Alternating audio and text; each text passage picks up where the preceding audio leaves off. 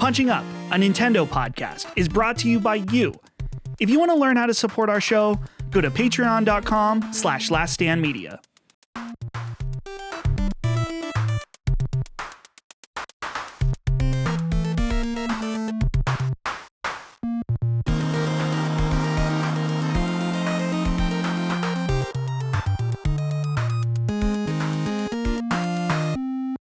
Hello, everybody. Welcome to Punching Up, your bi-weekly Nintendo podcast from Last Stand Media. I'm back. It's your boy, Dustin, your host, back from Japan. But before we get into any of that, let's introduce our lineup. Mama Micah, how are you? You know, Dustin, I'm doing well. Happy to see you again. As you mentioned when we were kind of getting ready for this, we hadn't spoken in person since you've gotten back from Japan. We sent each other messages. I've talked to Holly, but it's good to see you again. Haircut looking real good. Did you get that done before the trip, during? What's the story on the haircut? So the haircut was, I was already thinking about it. I was like, I think it's time. I've enjoyed long hair, but I think it's time. And then before I went to Japan, I realized it's going to be hot, very hot still, even in mid-September. And it was between 85 and 90 every day. Wow. And also 80 degrees at night and very humid. So Goodness. I cut my hair before I went, and I didn't regret it, but I was unsure. I was like, hopefully it's worth cutting for, to save myself later. And then immediately step out of the Tokyo airport. And I'm like, oh, man, I'm so glad I cut it, because it would just immediately, it was the type of humidity and hot where you start sweating and it does not dry. It can't dry because there's too much moisture in the air for it to go anywhere. So I'm surprised just only because your photos, you guys looked cool and comfortable. I mean this genuinely. In none of your photos did you guys look like hot and sweaty or like you were in a jungle. So you definitely made the right call, because otherwise, maybe your hair would have been a bit when you have long hair and it gets limp and it's kind of stuck to your forehead and it's everyone can just tell it's really hot. Mm-hmm. But your photos, you guys looked completely comfortable the whole time. I had no idea that's what the weather was that you were experiencing. Dude, the one photo, I don't post on Instagram very often, but I did post the one of us in front of the Torii gates at the one shrine, temple, whatever. And this one was on top of a mountain that we realized we knew we'd be going uphill, but then we realized this is a whole fucking mountain we're going to climb up, which we did. And it was great. But that one photo of me, if you look on my Instagram, my shirt is drenched. It was the sweatiest I was. It was practically I think I could have squeezed sweat out of it. It was so bad, because we're just climbing this mountain, and it's that was in Kyoto, so it was a little further south, so it was a little warmer than Tokyo. We were just I missed that one. I didn't stalk your Instagram enough. It was rough. It was real bad, but yeah, I'm glad to be back. But also, our boy Dagan Moriarty. Hello, my peeps. Oh, how are you, man? It's good to see you guys. Good morning. You know what I love, if nothing else, about doing Punching Up? I could have coffee while I do the show, because same thing for you guys, right? We don't record any other shows in the AM hours. Try not to. This is the only one. I think this is legit coffee time. So salud, everybody. Cheers. Enjoy your coffee, your tea. Dude, this is one of the one shows that I don't have coffee when I record. I just didn't. I was flustered trying to get a million things together before recording, and it just didn't. There's a lot to do. It didn't happen. But I always drink coffee in the afternoon, morning and afternoon. It's probably not good for me. I'm probably going to die. I'm sure you're adding years to your life, Dagan, whereas me, I'm giving them to you by drinking the coffee constantly. But thank you for saying that. Yeah, it's probably. Do you get jittery from too much coffee, or are you just cutting back just because? You know what the thing is? I only allow myself 2 cups a day. So I really look forward to it. It's the thing that drives me in the morning to get all the shit done, walk the dog, feed the dog, get through the menial chores so I could get to my coffee. But the thing that I find, if I for some reason, which rarely happens, that I don't have coffee by the late afternoon, say, I start getting headaches from not having the caffeine. So I know I'm hooked on caffeine, but I can't see not drinking coffee. Yeah. I can't see it. You know those rare times, let's say you feel like you have the onset of the flu, Like you feel like a virus coming on. And for me, that's the only time I ever feel like I don't want coffee. Like I feel sick, so I don't want coffee. Maybe tea, right? Yeah. I can't imagine, but even then it's hard because you feel like something's missing.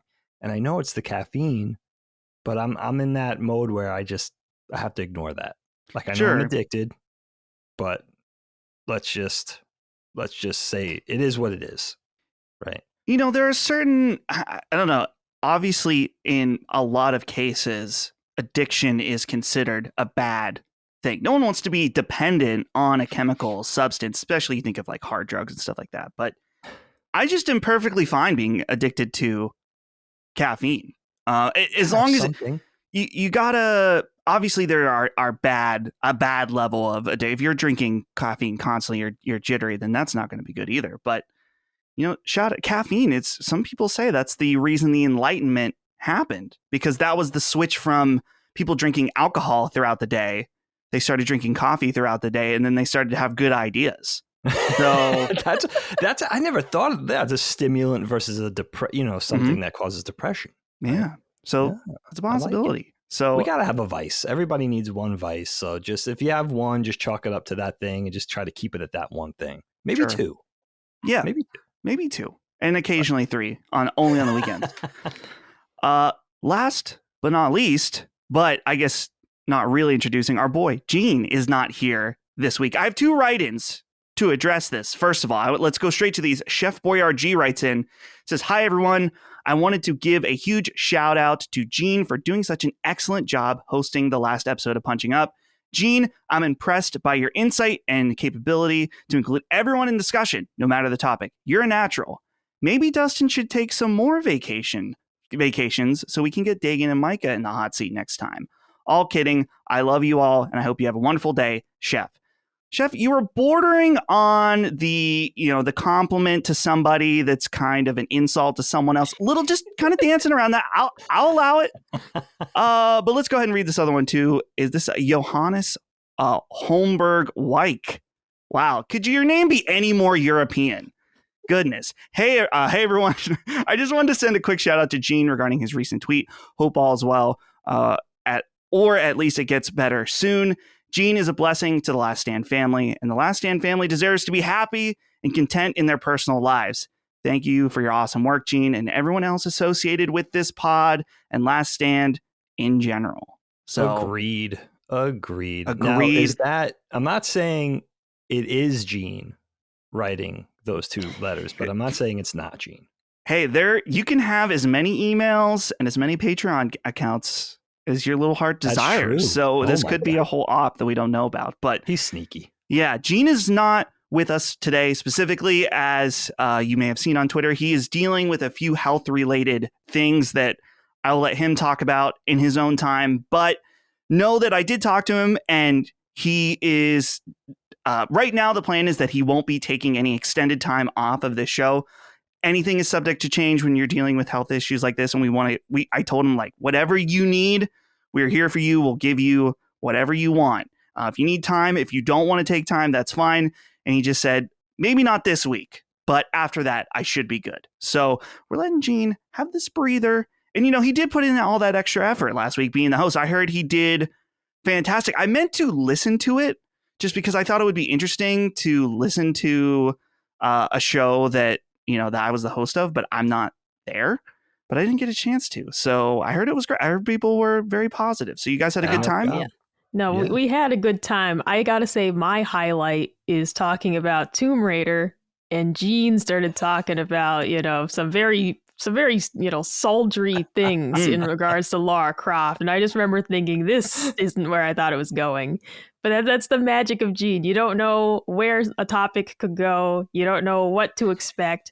Gene's a natural podcaster, and certainly we're going to hope that he's back on the show very soon, because Gene is our Element X, like the guy's making the Powerpuff Girls, and he adds a little too much of that, and you end up with the magic women. Really is. That's our Gene. He's the Element X that adds a little something special. But certainly, Dustin, glad to have you back. That's not a backhanded compliment. We are very glad to have you back at the helm. Thank you. Not at all. Yeah, he picked it up right where you left off, Dust. He really did. But, what are we going to do without the Gene-isms?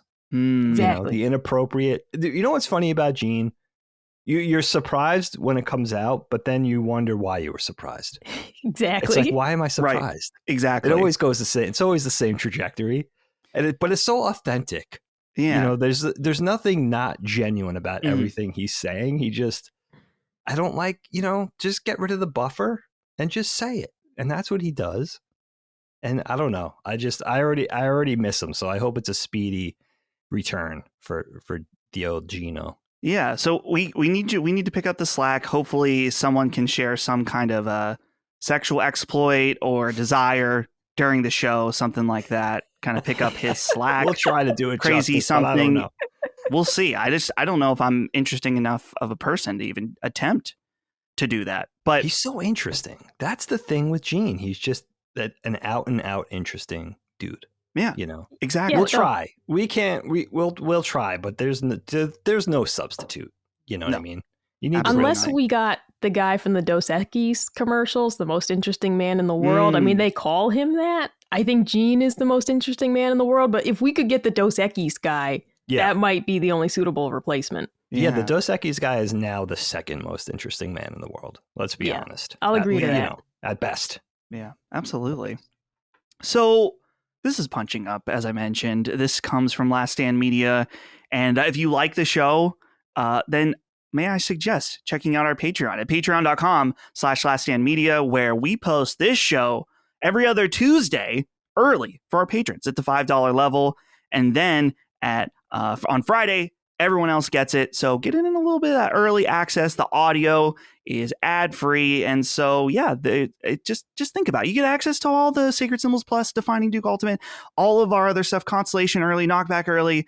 It really is quite a deal at just $5. Or if you want to go down, even there's a $1 tier and there's higher stuff. So have to shout out that, of course, because that's how we're able to do this. So thank you to our patrons.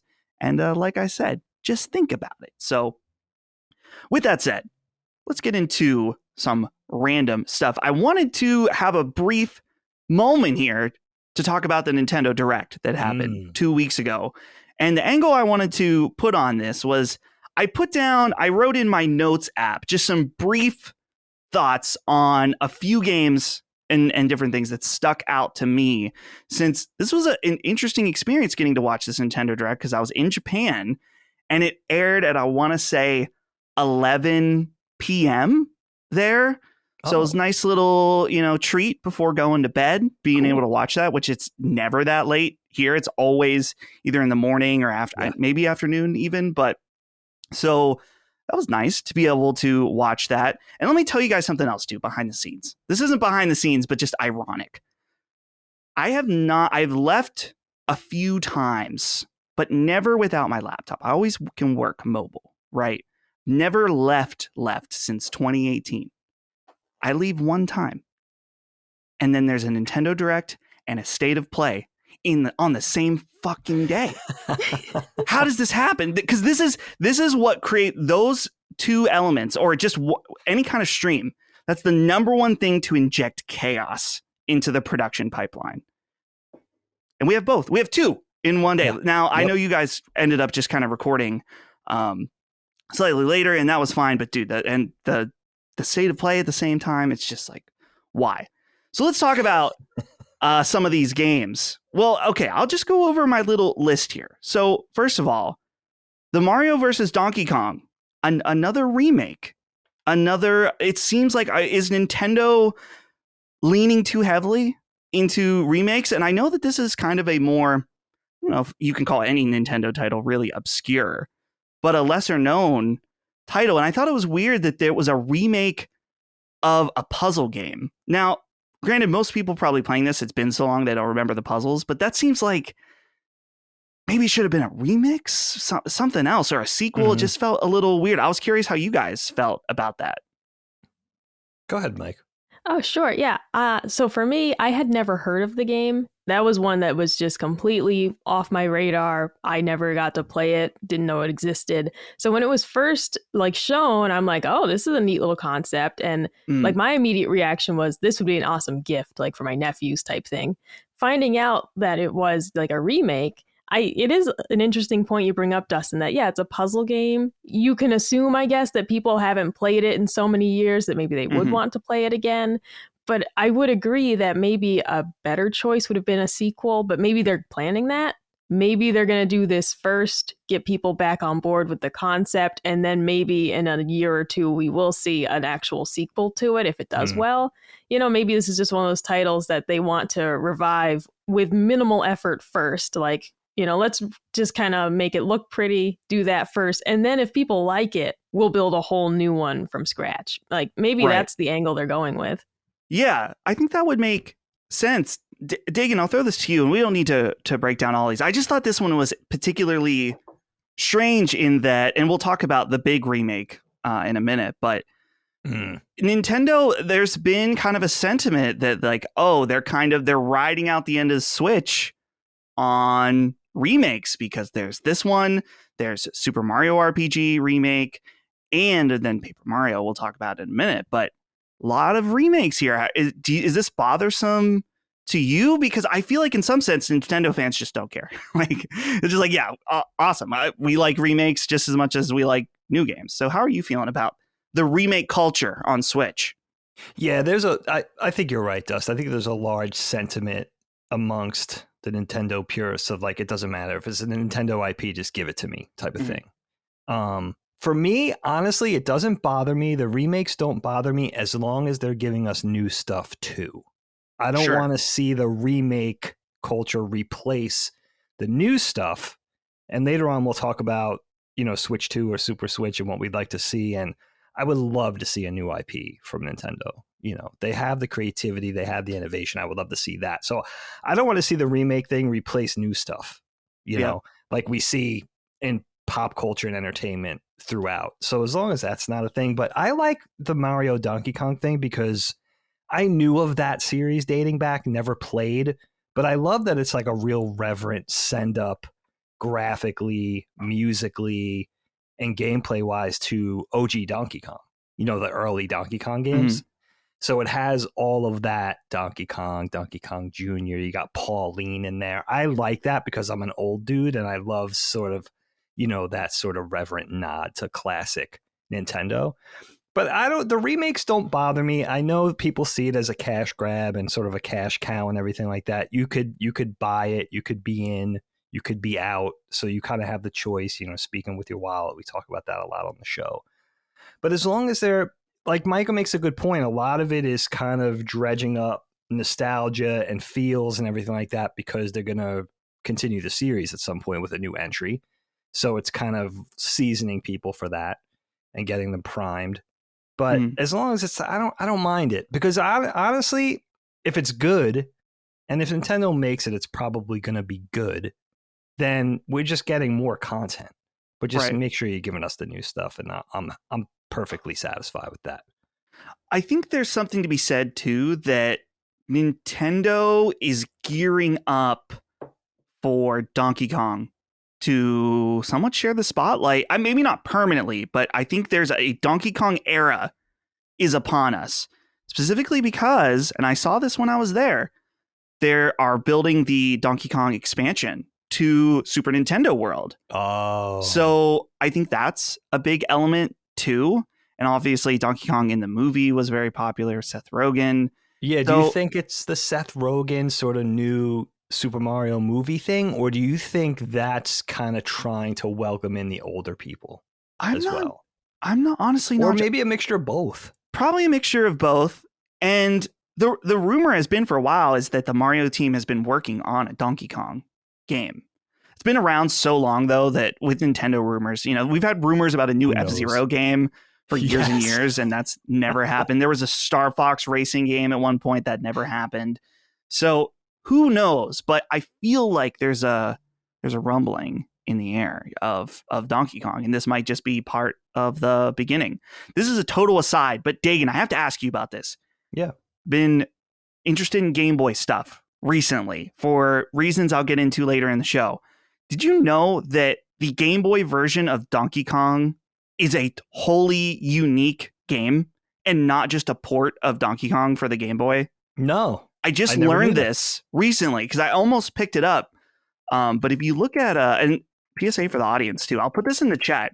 Just looking at gameplay of this old Donkey Kong, I can't believe they haven't put it on Nintendo Switch Online. That's weird. If the Donkey Kong era is upon us, then surely this will come soon. But yeah, this is a whole ass. I never knew this. Different game for Game Boy, and they just label it like it's just a Donkey Kong arcade, a shitty arcade port for the Game Boy. But that is really, really strange that they would do that. Isn't that? That kind of blew my mind when I found that out recently. But yeah, because that's OG Game Boy, right? Which I wasn't on board with Game Boy until the GBA, so I missed a lot of that stuff. Unless it was like one of Colin's little friends looking over their shoulder or something, I completely missed. Interesting. OG spinach Game Boy, as I like to call it. Yeah, interesting. If you're out there and you're a fan of what's known as Donkey Kong 94, let us know. So back to the Nintendo Direct. Shout out to the Spy Family game, which I saw. I didn't hear the segment, but I heard there was some confusion about Spy X Anya for the Nintendo Direct. If you guys remember this random segment, this game is probably not going to be great. It's an anime game, so it's probably low budget, not going to be very good. I just recently got into Spy Family. I've been reading the manga, and it is awesome. It is delightful. It is cute. It is funny. I cannot at least the manga, and I've watched the first episode of the anime, but I'm doing a thing where I'm actually trying to read the manga first, so we'll see. I'm reading the manga. Holly and I both absolutely love this show, and a Persona-style Spy Family game of playing as Anya, going to school, and then doing funny missions and stuff outside of school looks awesome. This was very cute. I'm excited to play that and check it out. The Princess Peach Showtime. We have a title now. I'm kind of unsure how I feel about this game. I think it's cool we're getting another Princess Peach game, but I felt like, I don't know, when I'm seeing the trailer, I just don't feel like it looks particularly awesome. I couldn't put my finger on it about what about this game isn't really speaking to me. But so yeah, a thing for that. Sora amiibos finally announced. Fantastic. That's the only amiibo I'll buy 2 of. Buy one and open it. Put it in a jar, maybe. We knew you were going to be excited about this one. Yeah. Oh, yeah. I've been waiting for the Sora amiibo. And this is one, like I said, I'll buy a second one and keep it in the box. WarioWare Move It. This game doesn't look very good either, but I'm also very intrigued to play it. Me too. Micah, how are you feeling? I know that you're intrigued by 1-2 Switch, but you don't have, you don't want to play that game by yourself. So I'm assuming this is the case with you as well. Yeah, well, what I wrote in my notes for that game was that this game is cursed. The poses are awful because specifically the poses just looked bad. Maybe it's because they were showing like adults playing the game, but I mean, they just were horrendous. Like they were very suggestive. It was just uncomfortable. And I was like, I wouldn't want to play this with other people. I also wouldn't want to play this alone. I just felt like some of the ways they had the people moving, I was like, who did this? Like, who thought that this was a good idea? It just looks so awkward. I don't know, like motion games can be a bit awkward to play, but like the poses they chose specifically were just bizarre. And I just remember watching that and feeling like, I don't want to watch this anymore. It was just too weird. Well, shed some light on that for me, you guys. Is that suggestive element on purpose? Because that's definitely clear in all the gameplay footage and trailers. Like this stuff, like what am I looking at here? That's not intentional?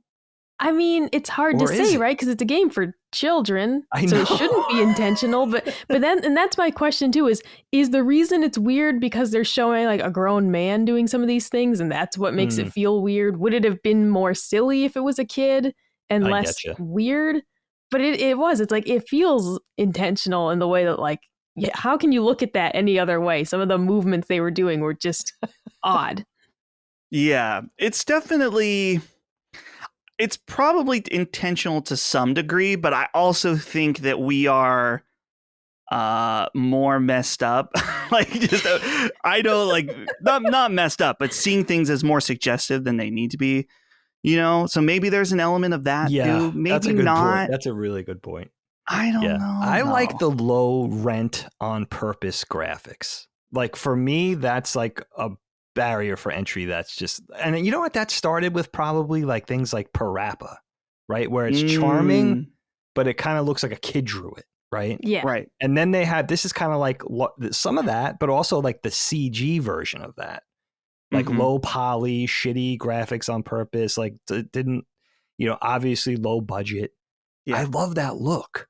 So just that enough. What is it? November 3rd? That game's coming out? I'm in. Yeah, I didn't write it down. So I'm just me and Micah, we're going to play it. Yeah. Okay. We're going to do it. You and I are going to do this together, and we're going to see how weird it really is. How odd. What it felt like is like a modern game of Twister. Twister's very fun, one of the all-time great box games, but Twister could get weird. Like there was a moment where you're like, I didn't want to be this close to this person. We're stepping over each other. Like there's always a moment where you're like, I don't like this anymore. That's almost what it felt like to me. Of like, this looks silly and fun, but there's a line.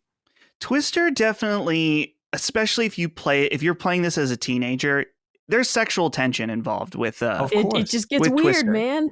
And okay, there's you think of like the good kind of sexual tension where it's okay. I guess if you're gay and it's a guy on guy, that would be preferred. So okay, depending on whatever your preferred interest is. But like, okay, let's say in my situation, there's going to be some weird sexual feeling to it if you're playing with a girl, because there's that element, but you're also still your parts are getting a little close no matter who you are or what you're interested in. So there's going to be tension there. It might not be the kind you like, but I think we need to ban Twister, period. No, it's a great game. It's for Twister has a cutoff of age like 10, I think. Like I think the real problem is Twister's just for actual children. That's one way of looking at it. But think about it. This has been like the teenage, let's say 13, 14-year-old icebreaker party game since the 60s, right? Like that was like kids first like meandering into like anything sexual. It's like, we're going to play Twister at the party, hopefully clothed at that age and everything like that. But you know what I mean? Like that was like the 7th grade icebreaker game. It was like Twister. That was the foray into later on. What would you play? Like Spin the Bottle and 7 Minutes in Heaven. But that was the gateway, right? Twister was like so you can't lose it. Then of course when you're a little one, you know what? I don't know. I don't like the shattering of the innocence, because when you're little and you're playing Twister, you're not thinking of it that way. Right? No, then all of a sudden silly. You're turning it into smut. When you're a teenager, it's like, oh no, we fell on top of each other playing Twister. Some things got moved around. Anything's possible in the world of Twister. That's the thing. That's I'm just not so sure of. But there is a lot of okay. So Micah, you grew up as a church kid as well, though very different type of church than mine. But still, when I was growing up, these youth group games, some of these also imbued sexual tension that I wonder if it was intentional. There was this game. Okay. I can't believe I think about this game to this day that sometimes that we would play. There's no way they would play it now. It's called Honey, If You Love Me. Have you guys heard of this game at all? No. Someone else out there that was also a youth group kid going up knows what I'm talking about. Let me tell you about this game. It's kind of like there's for all the people, they sit in a circle, and then you have one person stand up and you remove their chair. So there's one missing chair. And this person needs to go around the circle and sit on someone's lap and then say, honey, if you love me, will you please just smile? And that person has to try not to smile. And that's the game, is you've got teenagers sitting on each other's laps. And I'm just dumbfounded by this now, that this is Dustin, that's not a game. That's a case for the Pennsylvania Police Department. Okay, wait, I gotta search. Honey, if you love me.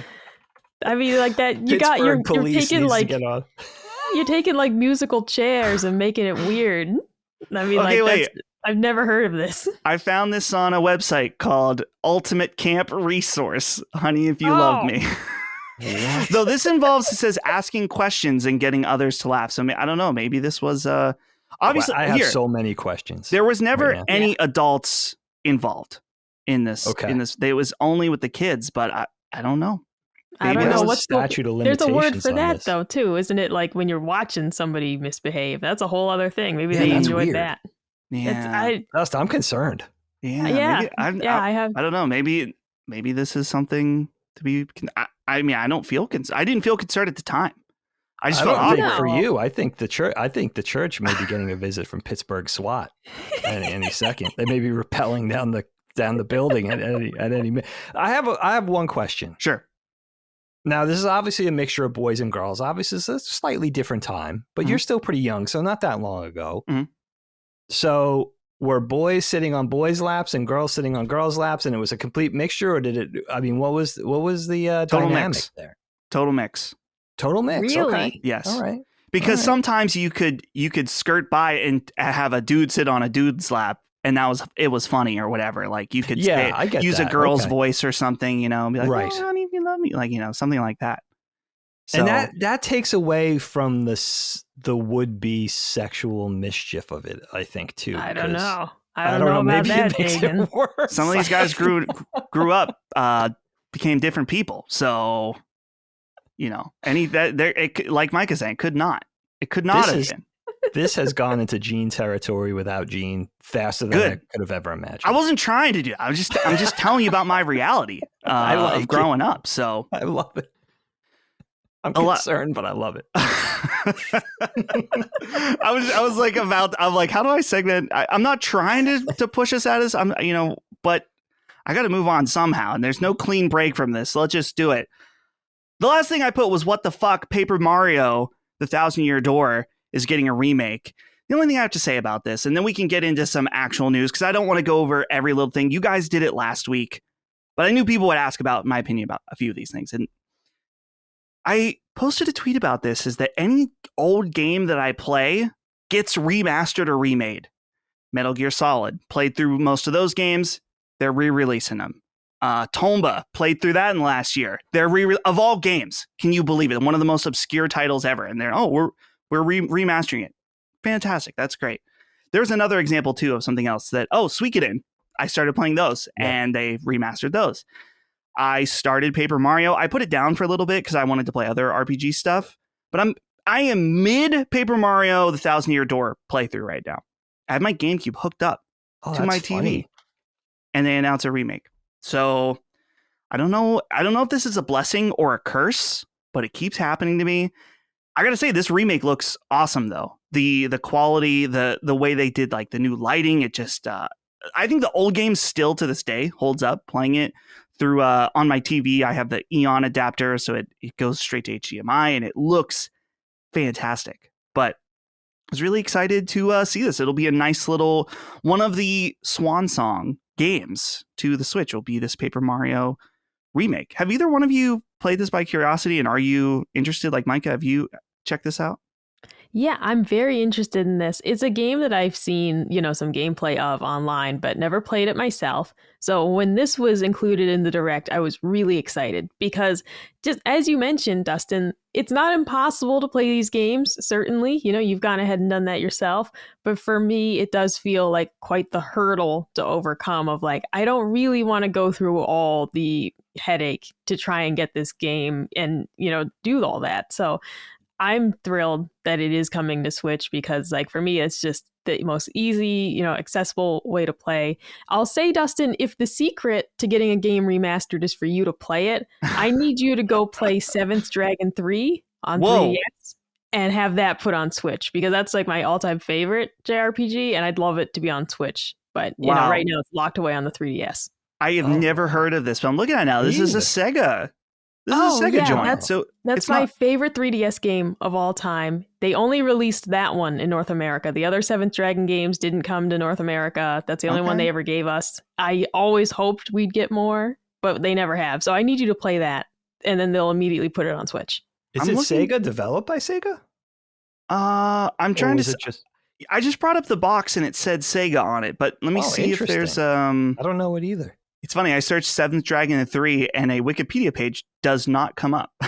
Oh, here it is. Okay, here's one for the whole series. Is it part of the Panzer Dragoon series? No. So the developer is a company called Imagi Pooch. Okay. Imagi Pooch. Okay. I don't know. Micah, the company was filed for bankruptcy in 2015. Oh. But it doesn't. Oh, wait. They closed their doors and they reopened as Mikage LLC. So there's still hope for you. Still hope. Micah. They Still have. hope. Oh, that makes sense, actually, because, I just looked it up because I couldn't remember what year this came out. Yeah, Seventh Dragon 3 Code VFD came to 3DS, looks like, in 2016. So that must have been after they restructured. But it maybe explains why we only ever got one of them here, because maybe they just aren't very popular. I adored it. It's one of my all-time favorite games, but where else can you play it except on the even stinkier 3DS? Oh. You got the stinky Switch, the 3DS. She's really starting to stink now. Oh yeah, definitely. Dagan, how are you feeling? Again, I don't want to go over too much of what you guys did last week, but I have to ask. I have to know about how you feeling about Paper Mario: The Thousand Year Door, because this is one of the most, in my opinion, beloved Nintendo games, especially of the GameCube era. This is one that constantly people like. Before, the only way to really play it was to either emulate it or get a disc, and the disc is over $100 now because that's how much people love this game and talk about it. Oh, wow. Yeah. So, holy shit. How are you feeling about this? Yeah, I know your respective generations. This is like a really important franchise for you guys. And I've long admired the Paper Mario games from afar. I never played Thousand Year Door.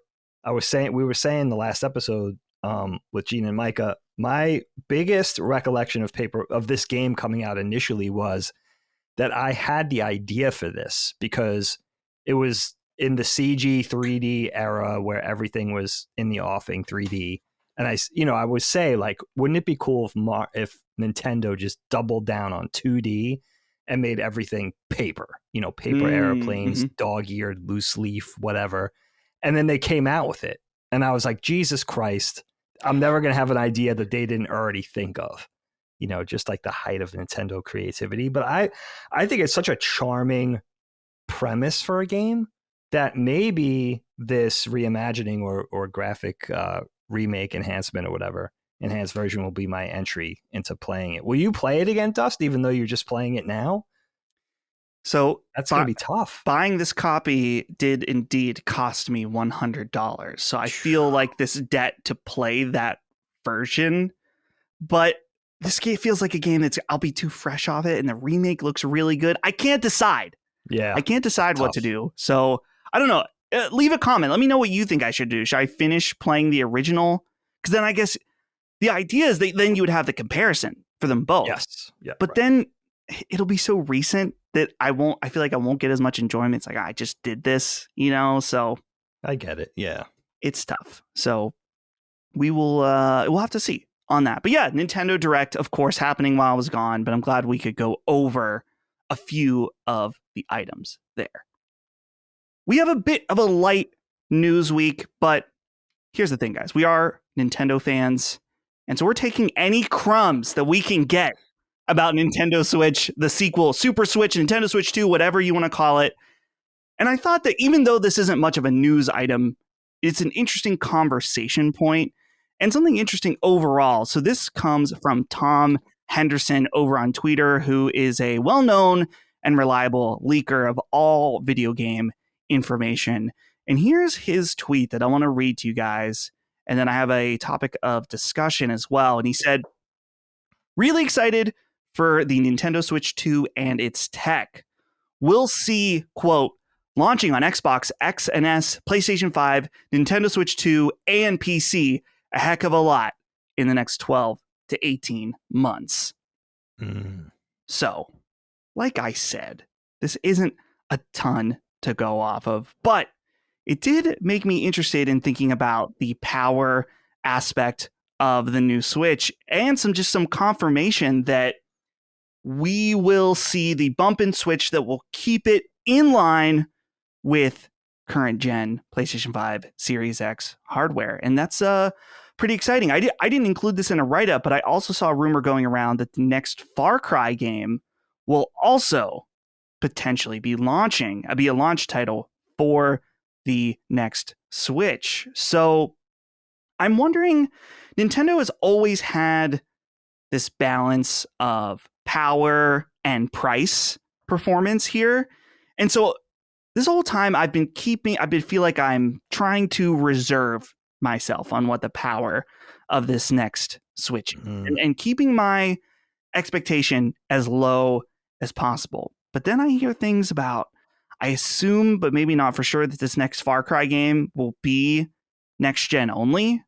And so and the fact that it could also be launching on Switch at the same time, that's really interesting. And I guess in general that we are deep into now the current generation. We're finally getting rid of PS4 and Xbox One. We're kind of finally stepping away from that. And so you feel like that barrier for Switch 2 to jump to get all the way to being cross-compatible with these games seems a bit high, but it seems like Nintendo may be able to squeak it out, but not without some compromises, as we talked about a few weeks ago, where we may not be seeing an OLED screen at launch. We may be getting a cheaper LCD screen. So before I get into this question here from our friend Devin, Micah, how are you feeling about this idea of like the Switch being the next Switch being as well powerful enough to stand beside the PS5 and Series X? See, I mean, who wouldn't want that? But I have my expectations set incredibly low. And that's partially just because I think Nintendo often does lag behind in terms of the power of the console. But I don't usually notice that because of the way I play on Nintendo, where specifically I'm using the Switch for, mostly first party games. I'm not using the Switch to play very many like third party titles, right? Like I'm not trying to play The Witcher on Switch. I just don't see it working very well. Even if it's passable, I can tell myself that's not the best place to play it, even though I love my Switch. So I think part of my sort of acceptance of what the Switch is, what Nintendo consoles generally are, is that I'm using that as a Kirby machine, a Yoshi machine, and I don't need it to be super powerful. But, we are starting to see some of the limitations, even with Nintendo's own games, of like, wow, the load times in some of these, newer Nintendo games are atrocious, like Pikmin 4, for example. It's like I'm playing this on their console, and the load times were just bad. So yeah, I'll say, though, that a big part of sort of me being very low expectation for it is just because I don't know if they can make a jump like that, in one console generation. I don't know. I would hope that their next console is as powerful as like a PS5. Even that sounds far-fetched when you say it out loud, because I just don't know if that's their focus. And with the type of games that people are primarily playing on their consoles, I mean, like think of playing something like Far Cry 5 with a very cluttered map with so much going on dynamically. And I'm like, really? Like playing the next Far Cry on Switch? That sounds crazy. Mm-hmm. Like that sounds absolutely crazy to me. I just can't imagine it working super well. I don't know. I don't have the confidence in them to actually do that. Yeah. And you mentioned Pikmin. I saw when I was getting the news together, they recently updated and they added progress bars to download. Oh, really? So when you load the game, so you can know how long you're gonna be waiting there. Crazy. Like, I mean, this is a brand new game on their own hardware, and yeah, man, you really feel it when you're playing something like that and you're switching between the levels, and it takes forever. And if you skip the little animation that's supposed to kind of hide how long the loading takes, because you've seen it 100 times already, it just takes longer because it's like, well, now I'm just looking at a blank screen. Yeah, it really is just bad. Yeah, so Dagan, the one thing that is I guess that the silver lining to my pessimism of the power of the next Switch is that these do run on, or at least the current Switch runs on an NVIDIA chip, and NVIDIA's got that secret sauce on PC of DLSS. And for any of you non-PC nerds out there, that's a deep learning super sampling. And so what NVIDIA's been doing on the PC front is that basically, you're able to take a game, render it at even as low as 720p, and then through AI, it can upscale the image with almost no latency and give you, in some cases, particularly Death Stranding was one on PC, a better image through AI than native resolution. And now we're getting to the point, too, where they're using AI to generate additional frames. So you can have a game that has, I'm just making up numbers here, but a game that you're getting 35, 40 FPS on PC. And so through DLSS and frame generation, you could get 80 frames, like sometimes more than double the frame rate. And so tying this back to Nintendo currently is using NVIDIA tech. There have been rumors about them using DLSS. And this is kind of, again, a little bit of secret sauce that PlayStation and Xbox use AMD, and they have some of their own upscaling stuff, but it's not nearly been as impressive as NVIDIA. And so I don't know, like I said, a little silver lining thinking, hey, if Nintendo can get in on this tech, then maybe this advantage could be much greater than we expect. And it's not going to be as powerful. We can get that out of our mind. It's not going to be as powerful as PS5 or Series X, but maybe there will be an illusion that it will look potentially very comparable. How are you feeling about this, Dag? Yeah, I like the optimism. I like the glass half full mentality. I'm with Micah. I mean, more sophisticated hardware, higher end, more relevant tech cannot possibly hurt, right? Could only help.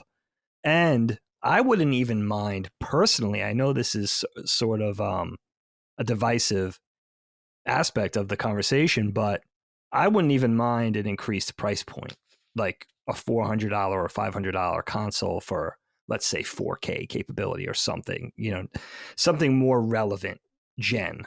But honestly, you know what? And also, I'll say this before I say my honestly.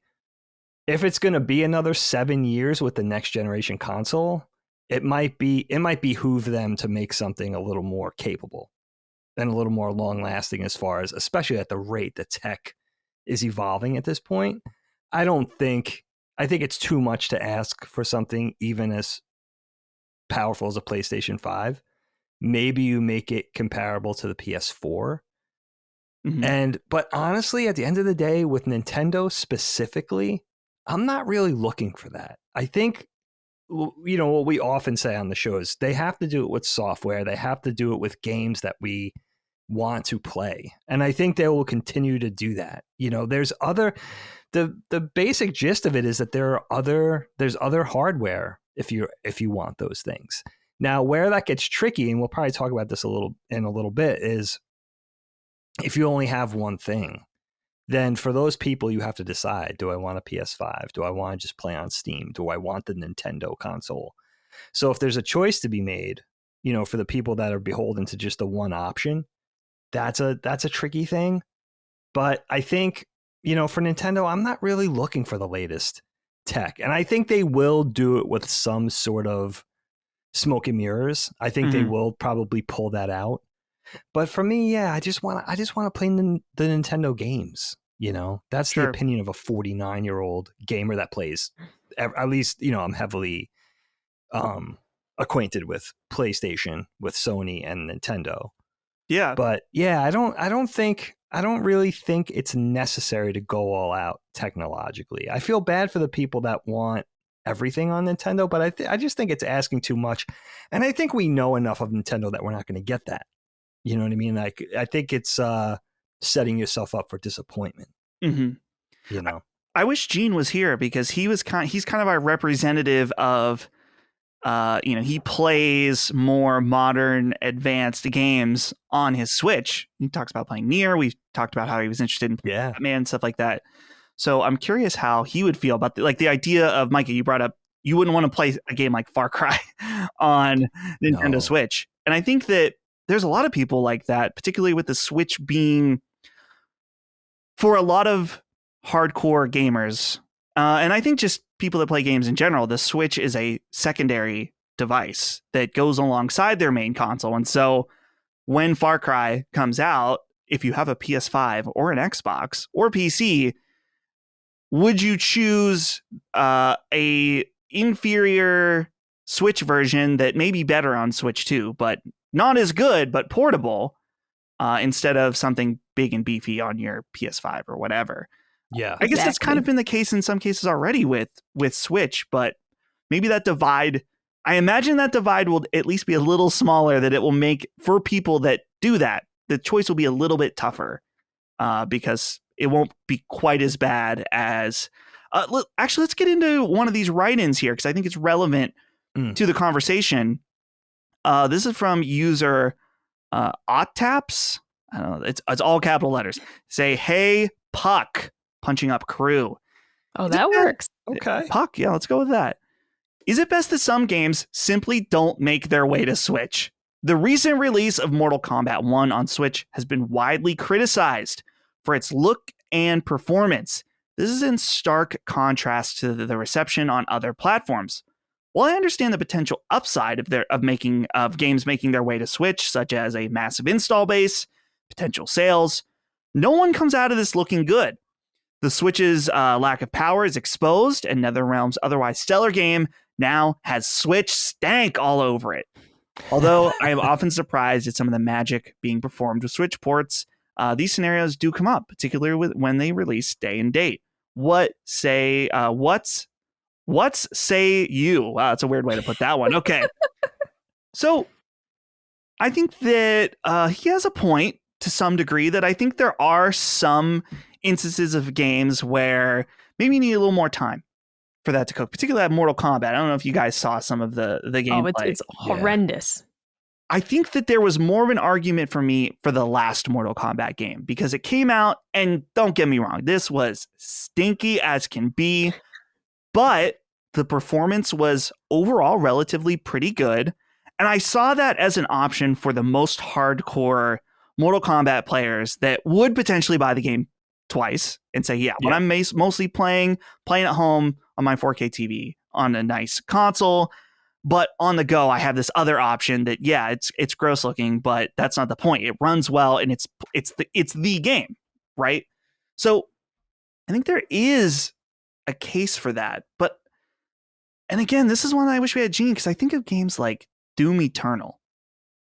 I would never play that game on Switch in a million years, but yet it exists, and they sold enough of the first game to do the second one on Switch as well. So I guess boiling this down into the actual question, Micah, do you feel like there are some games that just should have never made it over? How do you feel about this Mortal Kombat 1 situation? What are your thoughts? No, I agree with the write-in. I feel like Mortal Kombat 1 is embarrassingly bad. Watching the footage of it, it looks terrible. And I'm not a graphics snob, but when you compare what those games look like on Switch versus other consoles, it is like laughably bad. It's not just that, it's a little less sharp.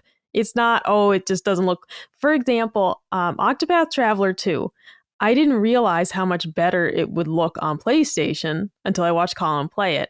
And as an example, when Colin would open up the map on PlayStation, there's this like really pretty like glitter overlay on the PlayStation version. It's not there on Switch because the Switch couldn't do it. Mm-hmm. And that's okay. That's not really a huge difference. It made me realize, my game can't even have these little particle effects on the screen, right? Like my version of it, which played very well, loading time's a bit long, but otherwise it's a turn-based game. It worked perfectly.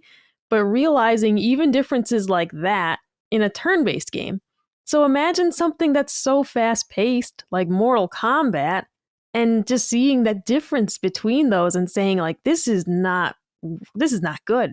Mm-hmm. Like I do agree that some of these games just don't look hardly playable, and if they are playable, it's like, but where's the best experience? Because I'll go in like degrees with things. Sea of Stars is another example of it plays mostly well on Switch, but I certainly noticed that Colin, the game loads faster for him. But on the load screens, like there's these little icons of your characters like running in the corner. Mine always get stuck. Colin's don't. Things like that I notice of like, you're technically playing the better version of this, but because of the style of game, I can give it a pass. But something like, the Batman Arkham collection, it has my curiosity, but I wonder to myself, that combat is so fast paced and just active. Is this really going to work on Switch? Like, that's honestly a game that I was excited for when it was announced, but now I'm saying I'm going to wait and really watch gameplay, see how this actually plays on here. Cause like, I don't trust it. I just don't. Same with like Witcher 3. I know it works, but that is certainly not the best way to play that game. And I'm a huge Witcher 3 fan. I wouldn't touch it on Switch. Like, yeah. The idea of bringing that game portable is a dream come true, but that's not the place to do it. And so I agree with the write-in. I think there are some games that at this point in time should not be on Switch. Like, I certainly wouldn't be trying to get the new Call of Duty on Switch. That's something that is reserved for PlayStation and Xbox for me. Yeah. So, Dagan, I'll throw this to you and pitch just that, there's the argument about, you wouldn't want to play something at this low of quality or something. And I think that Micah's totally, especially with a game like one of your favorite games, Micah, like Witcher.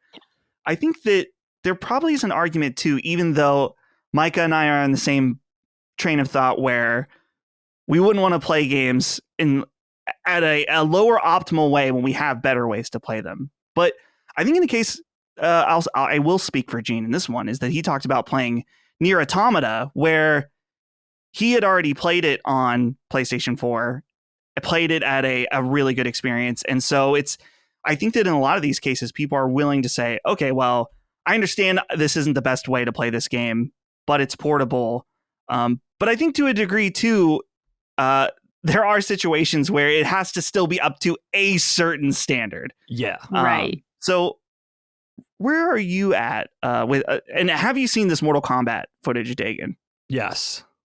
And it's egregious. Yeah. It's egregious. I mean, if this is where it breaks down for me. And I think this is more empathy than anything else. But if you have a choice, you just need to be a little discerning on what you want to play where, right? If you have a Switch and a PS5 or an Xbox or a Steam capable laptop, you have the choice. You could say, okay, I want to play this here. I'm going to play the Mario game here, but I'm going to play the higher end game that requires a little beefier tech over here.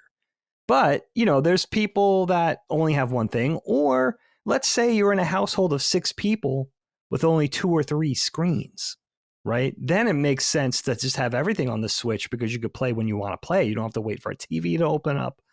All those sort of things that are like just, it affects this, whatever, the different player has a different situation, right? So you have to go by that. It comes back to the conversation for me, though, of let's say Nintendo did step it up with more powerful hardware.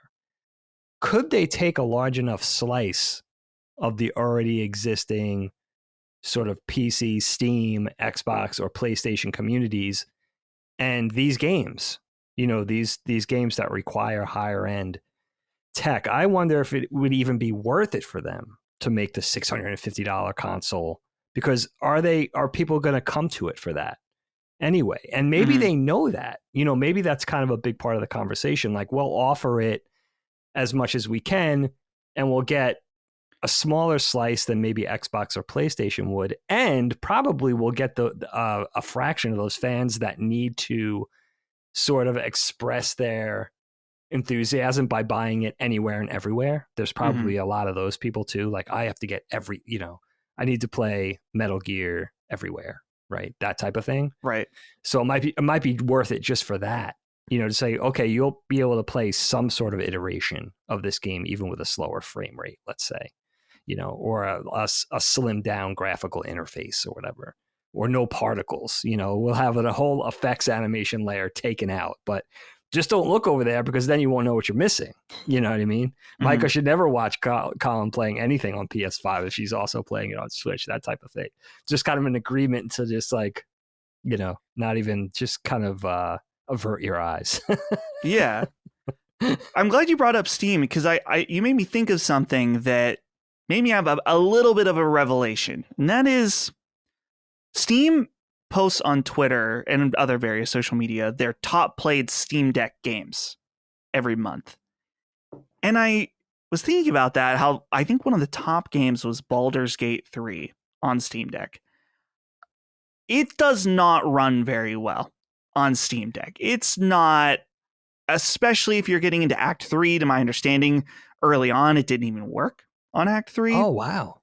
So here's the revelation is that, and I always ask the audience for feedback on stuff, as long as you're nice about it. But I wonder if the audience, for the most part, is hearing us talk about this and is screaming at us like, we don't care. Because if you look at a world where Baldur's Gate 3, which I think is a beautiful game, is one of the top played games on Steam Deck, which is arguably one of the worst experiences to play that game, then maybe the three of us are totally in the minority on this, where convenience may be king overall in terms of gaming. And I think that I don't know. I see and I think about stuff like that. I'm like, maybe that is the case where I get that. Convenience above all. You think about parents that only are able to fit in 10, 20 minutes at a time, something portable. It's like, it's either that or nothing, I think is the case for. I think that's some people. I think that's well said. I think there's probably a larger component of that than we even think. Mm-hmm. You know, where it's like, yeah, they're not the hardcore gamers that need that sort of, you know, the most extensive experience. Right. They would welcome a slimmed down, pared down, lower rent version because it's either that or nothing type of thing. Yeah. Right. Let's go ahead and read this question from Devin Size, who says, "Hey, Punching Up crew, with the Switch 2 or whatever it'll be called, better be Super Nintendo Switch on the horizon. My question is, what do you guys think will the big launch game will be? Switch had Zelda. What does LSM predict the next Switch will build on? Love to hear it and love the show."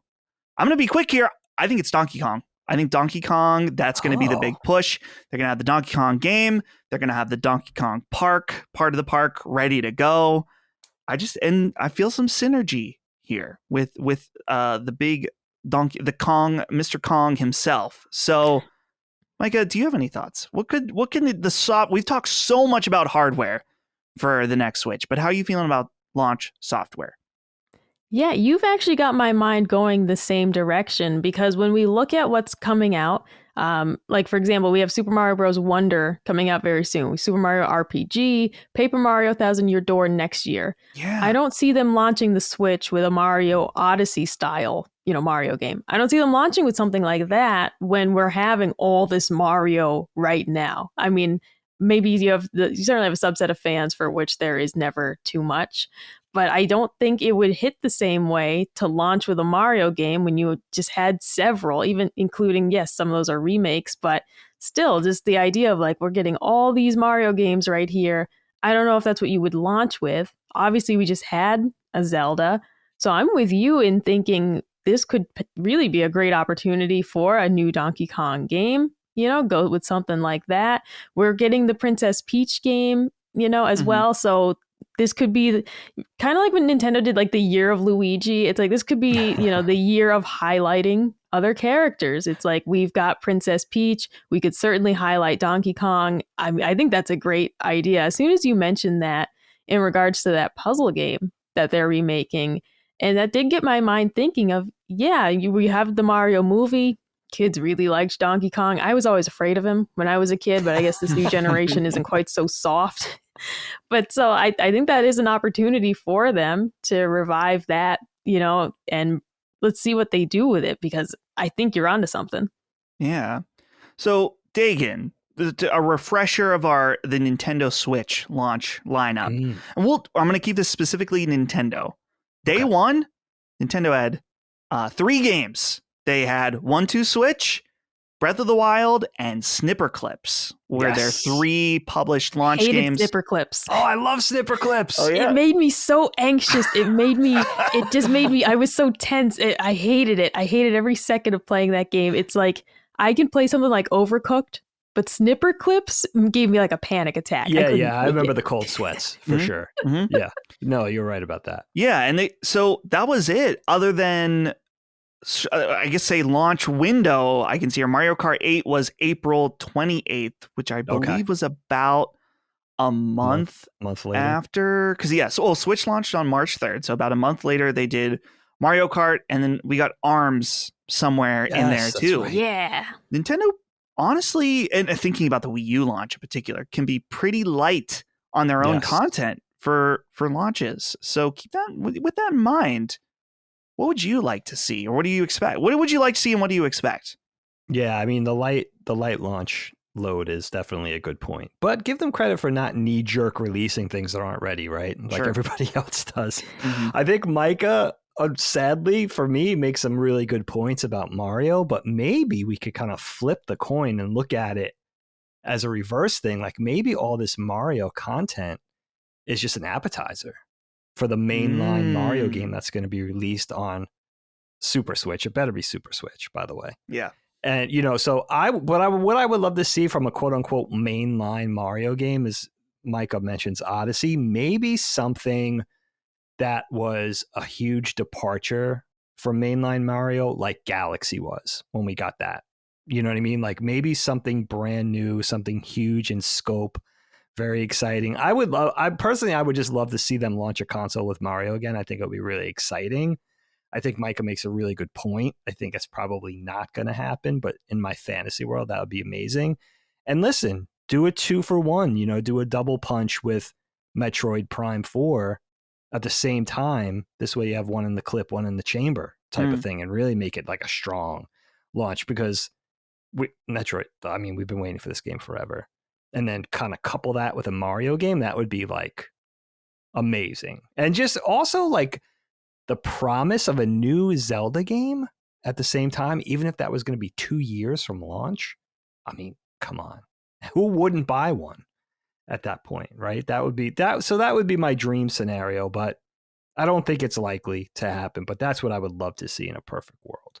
Yeah. Well, we'll see. I feel like they're not heating up yet, but it feels like once a week, once every week and a half, we get some kind of little thing like, hey, this game might be launching on next Switch. This will be. Yeah. And I think there was a thing sometime between now and the last episode I was on.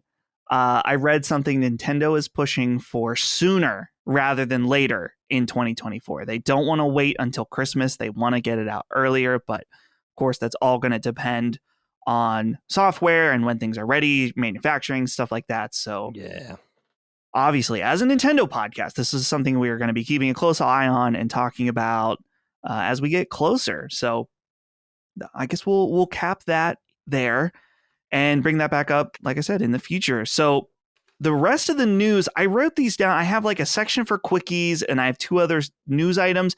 I'm making these all quickies because when I think about it, there's not much to talk about. Feel free, guys, if you have something you want to say, interject, or maybe I'll ask a question. We'll see. But okay. Mario Kart 8, the DLC, they're packaging up and giving it to you in a special booster course pass set if you'd like. It's not actually a cartridge or anything like that, but you can go to the store and buy it. It has the 48 deluxe Mario Kart 8 Deluxe booster course pass, which 48 courses. It has a set of 4 pins, set of 10 stickers, and 4 art cards. This is mainly just I think this is for the kid who gets a Target gift card for his birthday. He sees this, he wants it, and then he can get some pins and stuff. So that arrives on this is Nintendo UK, so they got the dates reversed. This arrives October 6th. Yeah, so actually around the time that this podcast comes out. I assume this is US also, but this the tweet I've linked is Nintendo UK. Neither one of you guys played Stardew Valley, right? Oh, I Never did. played. Oh, Micah, you did. I know we talked about this at some point, so good. We can have a small discussion about this. Concerned Ape, the developer over on Twitter, posted a sneak peek of the 1.6 content update. Here's on the list here. A new major festival, 2 new mini festivals, new late game content which expands on each of the skill areas, new items and crafting recipes, JoJo alternatives to some of the endgame quests, 100 plus new lines of dialogue, winter outfits for the villagers, new types of rewards for completing billboard quests. On PC, you'll be able to do 8-player multiplayer. And he says many small additions, new farm type, new secrets, and more. So this sounds like a pretty substantial update for Stardew Valley, which is insane to me that this guy, he's making a new game, that Chocolatier game. He refuses to stop working on Stardew Valley, and he's not even charging any for this. That's insane. This guy has an amazing story. It's in Jason Schreier's book about game development. It has a whole chapter on this guy that basically he solo developed Stardew Valley.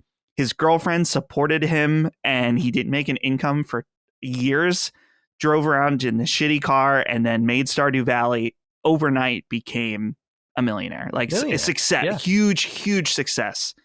And so shout out to him, because Stardew Valley is an amazing game. Micah, I don't know, have you ever jumped back into Stardew Valley, and these types of updates relevant to you at all? So I've been thinking about it recently because I've been playing Switch a lot. One of my friends has discovered Stardew Valley. So every time she logs on, I see it pop up that she's playing Stardew Valley.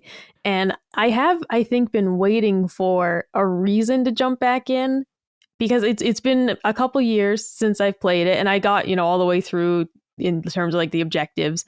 But I am someone who typically, with these kind of like life sim games, farming sim games, I do play through the story and then I'm usually done with it. Something like Harvest Moon, the goal, I want to get married and then I'm done with the game. All right. Like that's the whole thing. It's very similar with Stardew Valley. I wanted to get married. I wanted to complete all the objectives. So previously, when I kept seeing people talking about like new things in the game, I was like, I don't know. But this one actually has me intrigued just because it's already been on my mind. And so I think I would, jump back in, get back into the game for a little bit. I have totally been wanting to play something like this. And, we'll get into that a little bit later with like what we're playing, but I want something like this. So this might be the right time for me. Whenever this update actually comes out, this would probably be the one that would get me back into the game for the first time in years. Yeah. That's I'm always intrigued about going back to it. It's a time sink, but a good one. Yes. But yeah, so check that out if you guys are interested. That's coming. It's just a sneak peek, still in development. And then 3 more little things. And I say little, but I have to ask you guys about this. Mario Wonder, I found out while doing the nose, has no collision in multiplayer. That's really intriguing to me, because I can't stand in the old New Super Mario Brothers games that you're playing multiplayer and people are just bumping against each other. You're accidentally picking people up. Dagan, do you know what I'm talking? You have kids. I'm sure you've played New Super Mario Bros. Does this make this more appealing to maybe sit down and play with the kids, at the fact that you're not going to be, headbutting each other constantly?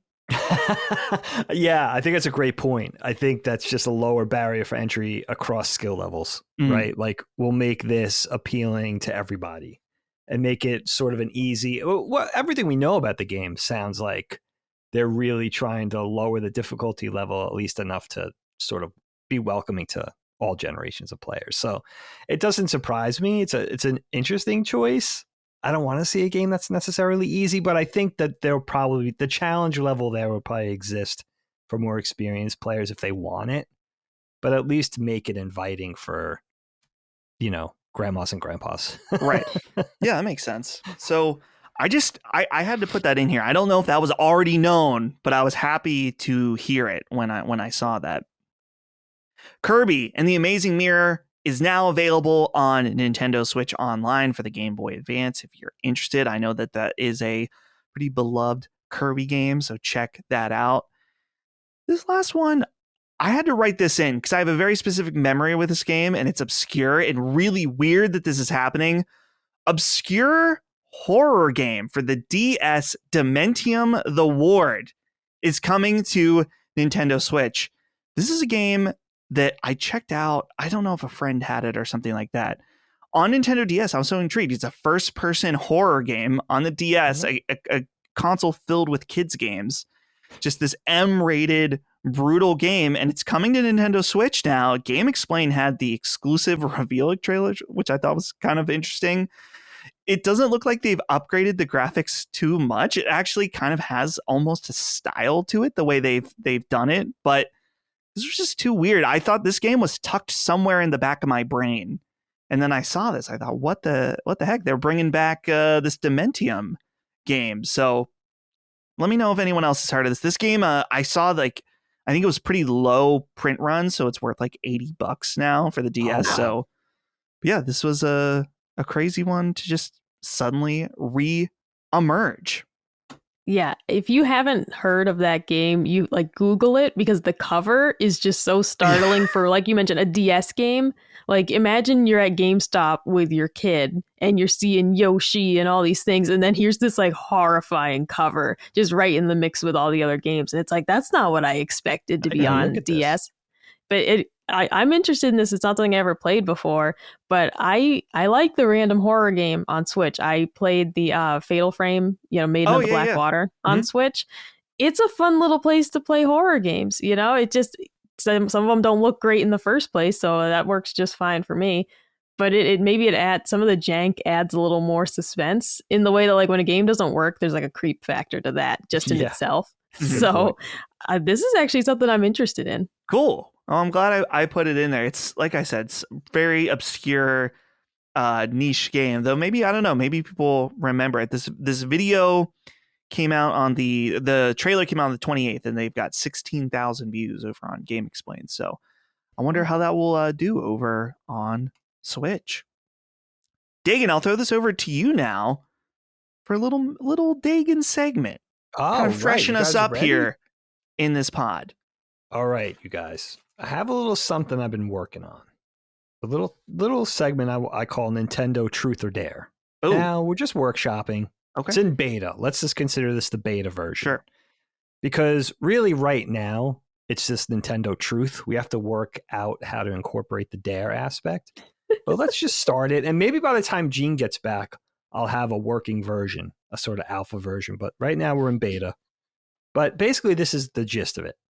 I want you guys to give me each a bad or unpopular Nintendo take, like something like Zelda sucks. Like let's really do like a bravery test. Let's see how courageous you guys are. Or what I'm thinking is just a public acknowledgement, right, of some truth concerning you and Nintendo.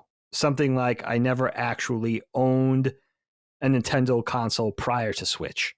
Right? Like some fact that we may be surprised to hear concerning Nintendo, and maybe something that's like an admittance of calling into question your Nintendo pedigree, right? People are like, oh, how much could he possibly be on Nintendo? There was this thing, So that's it. And eventually we'll try to do like a punishment thing where if you don't want to do a truth, you got to do a dare. Right. Okay. You got to drink the chocolate milk with the ketchup in it. Oh yeah. Oh no. I don't think I could. I think I would throw up. Even attempting that. That sounds like a bit much, but fun. That could be really. That could get some eyeballs on the podcast. Just the gross food factor incorporate. I'm not opposed to that, Micah. So for instance, right? If you guys were asking me, I would say I completely missed, in all honesty, the entire GameCube generation. I didn't play one GameCube game while the GameCube was still relevant at all, right? And, I was busy. I just wasn't in video games at that time. So that would be my Nintendo. That would be my Nintendo gap where it was like, why is this guy doing a Nintendo podcast? He never even played, he played GameCube many years later. So that's, if you have something like that, bring it to the table. I'll start with Micah. Micah, and it could, if you don't have a thing to admit, like a public truth, then just say a bad take that you have with Nintendo that a lot of people wouldn't agree with.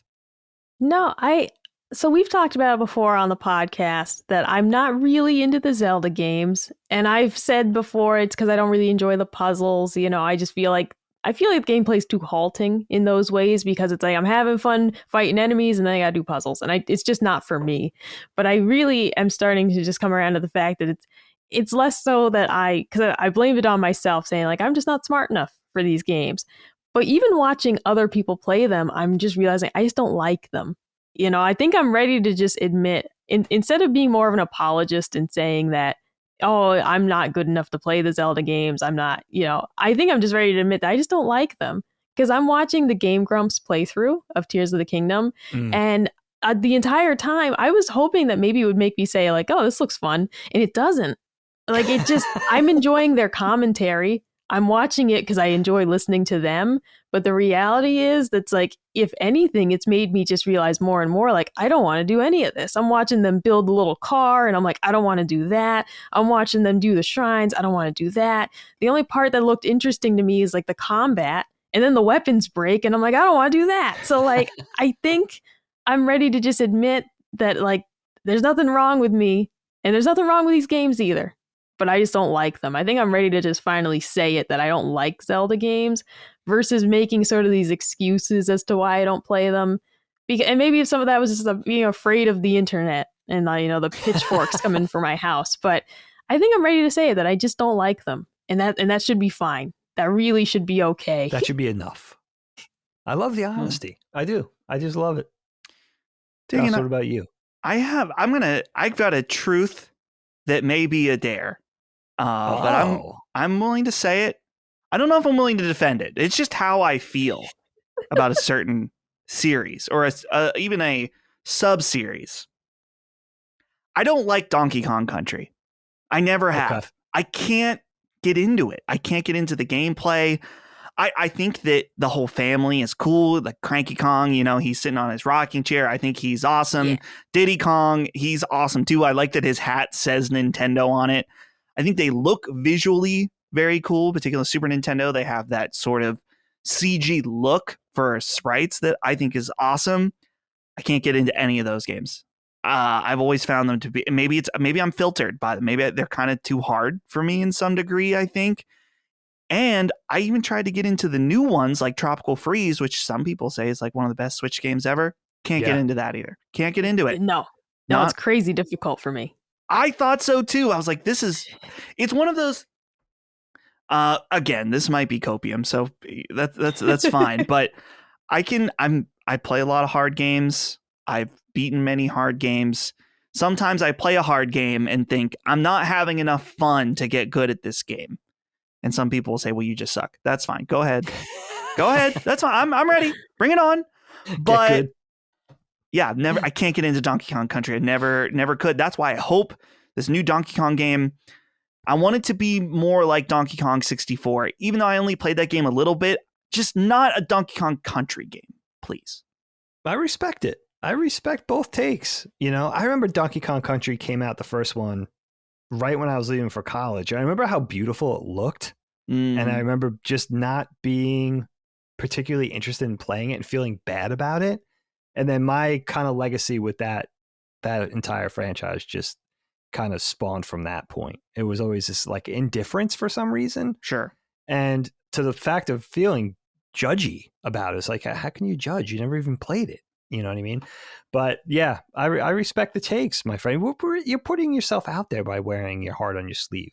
Because you're going to get some criticism. Look at me at the Houston event with Mario 64. Sure. There was one very angry person there. Yes. Yeah, that was amazing.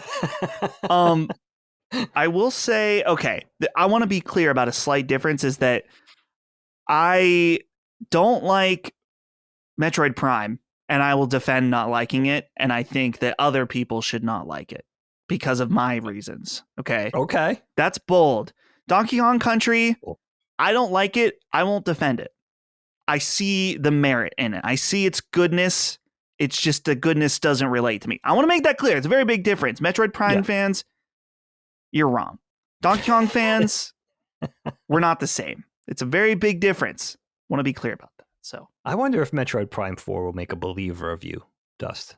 I don't know. I'm not saying it's going to or it's not going to. I understand that it's not conventional, traditional Metroid, though. I think Metroid in general is awesome. I love Super Metroid, and I want to like Metroid Prime. And maybe I've never played 2 or 3. If they put those on Switch, I will absolutely check them out. I'm excited for Metroid Prime 4. But yeah, first one didn't do it for me. So I hear you on that one. Yeah, for sure.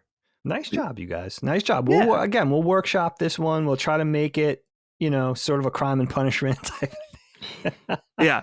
You don't want to admit your truth, then you got to take the dare. Yeah. Okay. Yeah. We're going to try to work that in. Okay. Sounds good. Guys, let's get into the games we've been playing.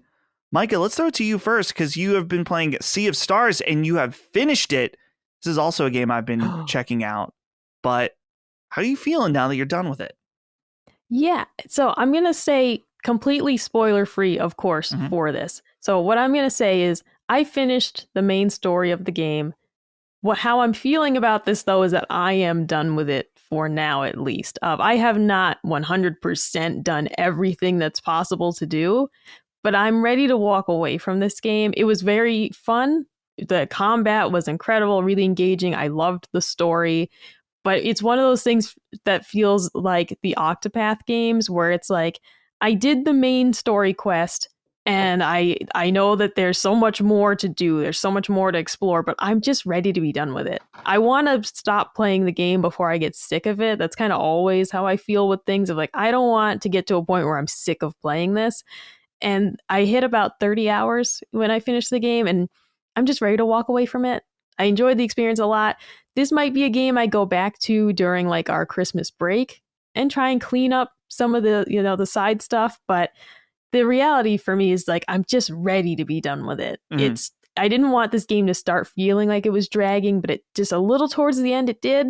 So I am just happy to walk away at this point, having finished, the main quest and everything. And it was very enjoyable. I recommend it to everybody, but it is one of those games that frustrates me a tiny bit, much like Octopath, of like, I wish you didn't hide stuff, away in other. I just wanted this to just be let me finish the game and actually finish it without having like 20 more hours of stuff to do. Yeah. So it's a little frustrating in that regard, but I also I have the willpower to walk away, partly because playing it on Switch, there's no trophies or anything for anyone to see. So I'm not being shamed for not doing everything, And I did get sidetracked with some random stuff like the Wheels minigame. I got lost in that for hours. I absolutely got addicted to Wheels. I went one day and just played Wheels for like 2 hours. I just loved it. Nice. So I had my moments where I went off the beaten path, but yeah, I'm ready to be done with it, ready to move on to something new, but really enjoyed the experience. Yeah, I'll piggyback off that. Just since I've been playing it also just lightly, I've been it's been like a lesser focus for me, but right now I'm ready for the game to get going on its main story. Again, I'm not very far. In fact, I just unlocked that Wheels game that you mentioned. Yes. So if that gives you an idea of how far I am, there's some pirate stuff going on. So I'm guessing that's still very early. Right? Yeah. Yeah. So again, I played it mostly on the plane to Japan, and I've picked it up for maybe half hour, 45 minutes, a few different times since then. But I'm like, what am I doing right now? Like, what are we doing? What's going on? I've seen some glimpses of what the overall story is, and I'm ready for that to kind of fuel me to come back. But the last few times I've sat down to play, I've decided to play other stuff just because I'm not there. I just, it's not the game's fault. It's my fault right now. No, I agree with you, though. The game starts off very slowly. I mean, that's maybe one of my biggest criticisms of the game is that it has a very slow startup. It really gives you your hero's origin story. And it just takes a while. And it's just one of those things of I was with you in saying, yeah, you're letting me have the combat. But just as an example, like the full combat for the game doesn't open up right away. Like there are abilities that are unlocked maybe 2 or 3 hours in. And it's just a little boring at first when you're just all you can do is like the most basic attacks. And in every like RPG you unlock better moves later on, but I just mean to say like the functionality of the combat system like is hidden away for the first few hours, and then it gets engaging. Like then it gets really fun. But that was a frustrating point for me, and something I talked about with Colin as well as he was playing it, that I do think the game starts off too slow. There are some things that if I was at the helm of this game, I would have gotten it going a little bit faster. I think they did just kind of keep you held back too long.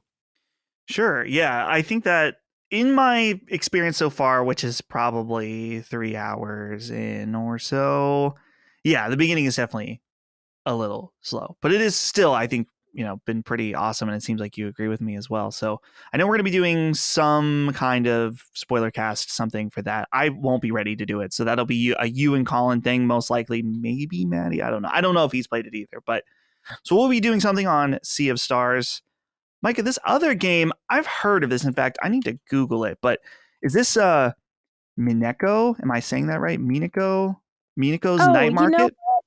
I have no idea how to say it, actually, because here's the dealio with this game. Yeah. This was announced way back in 2015, okay? Oh, wow. I've been waiting for this game since then. I remember the announcement trailer. I remember thinking, I can't wait for this game to come out. I'm so excited.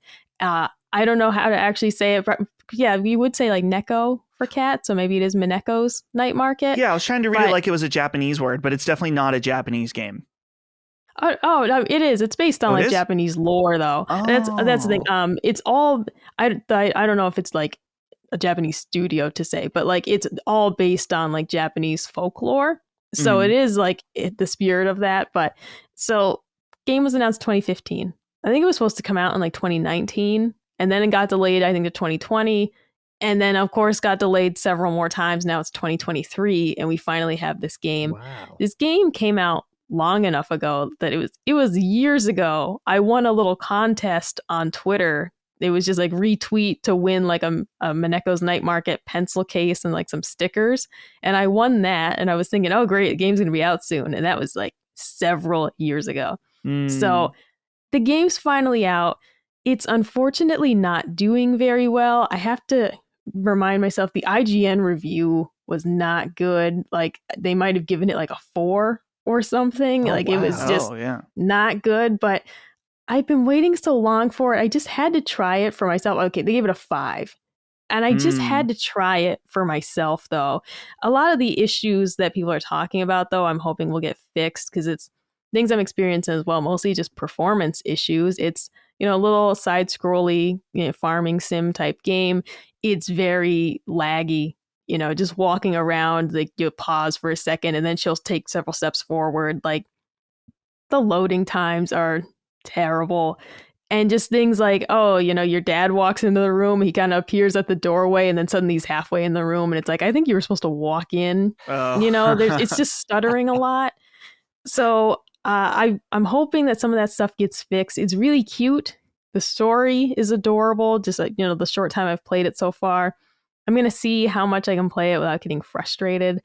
But it is a disappointment of, man, I've been waiting for this game since 2015.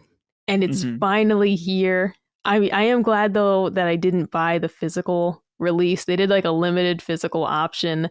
And I was just like, I don't know, because hearing rumblings about it. And for once, I'm glad I didn't actually get it because I think I'd be like really mad if I had actually like ponied up for the physical copy, paid shipping and all of that. So it's not something I would actively recommend to people at this point. I'll mention in the future, though, like if it actually does get a patch and get like some fixes, apparently they're working on it. Other reviews I've read have said that the developer is working on fixing some of these issues. So I'm hoping that's true and that it's like swift. But it's a big disappointment just given the fact that this game was delayed so many times. And then it's released in this state is just like really sad. But I wanted to mention it in case other people are curious about the game that I would wait on it right now. I hate to say that. I don't want to like take money away from these devs, but it's not great right now on Switch. That's for sure. I wouldn't recommend playing it on Switch as of right now. Yeah. Yeah, you got to be careful. It is one of those things where you feel bad because it seems to be this solo developer, Meowza, I believe. And so, yeah, it's unfortunate. But at the same time, you also want to make sure you get something that's working and good. So, yeah. Right. I feel bad knocking on it, but it's like I wanted to try it. I paid the money for the game. I wanted to see what it was all about. I've also just like kind of couldn't resist, even waiting this long for a game. But in its current state, I would wait until there's like a patch for it for sure. Or like if you really want to buy it, maybe don't play it right away because it's just not good right now. Yeah, well, that's unfortunate. But glad to hear you're checking out. These. It's good to have representation of these smaller games, even if they are getting a 5 out of 10 on IGN or whatever. Dagan, I want to start you off by reading this write-in from our friend Ricky Hannon. Says, hey, box punchers. Just wanted to write in to tell Dagan that he isn't alone with vampire survivors induced carpal tunnel. For reference, I'm 23 and play Rocket League daily, and I don't get any hand pains from them, but I'd get intense pain in my hand from playing Versus. I'd have to put it on hold until I got a Steam Deck and moved the movement to the touchpads. Anyway, thanks for the great content. I always look forward to it. So, Dagan, it sounds like a little pain from surviving out there. I mean, I don't love it, but I love having somebody to sympathize with. Yeah. Yeah, man. I mean, I've been very casual with the Switch since the last episode, you know. More Vampire Survivor, pushing through the pain.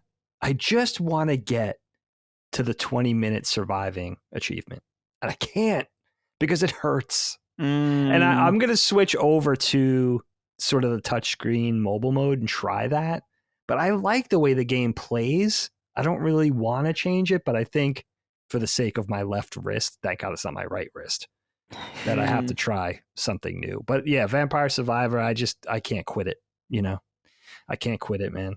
And the other thing I've been playing, just really casual platforming, just more Disney Illusion Island. It's super fun. You can just jump in and jump out, whatever. Again, I think we've been busy with Knockback, doing some Sacred Symbols Plus 2.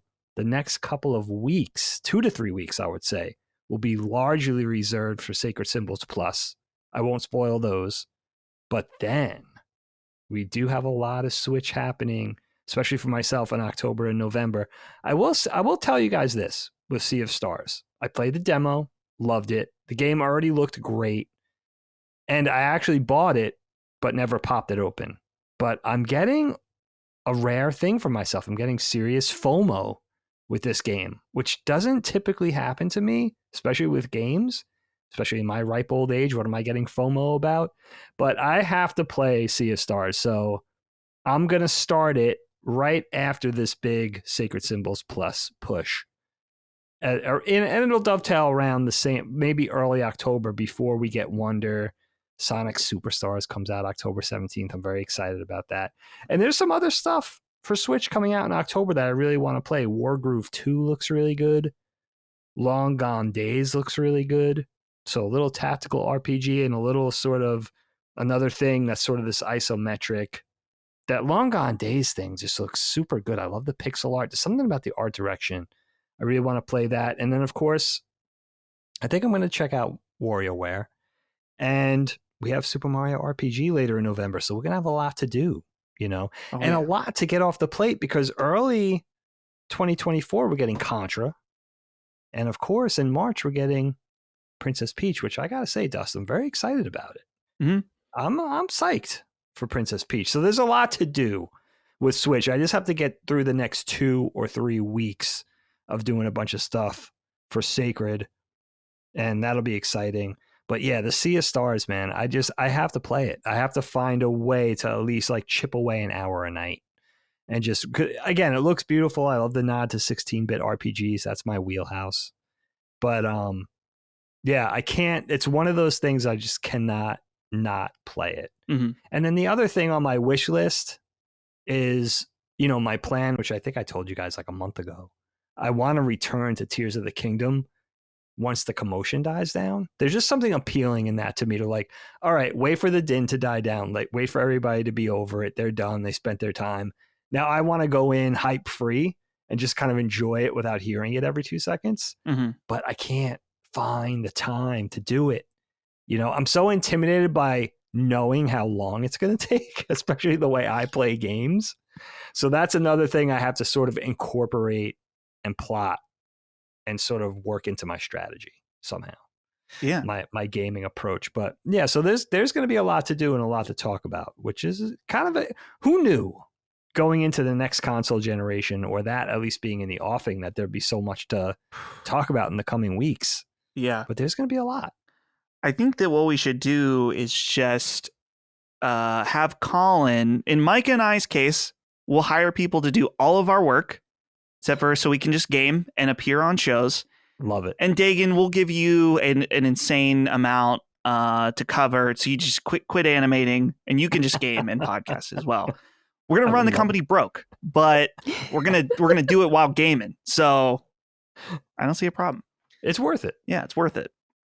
And then we can all be homeless after that. So that'll be definitely worth it. So I wanted to read this question here. I didn't know where else to put this for what you've been playing. I've been playing Lies of P. I don't really need to talk about it too much. It's not on Nintendo. It's a Pinocchio Dark Souls game.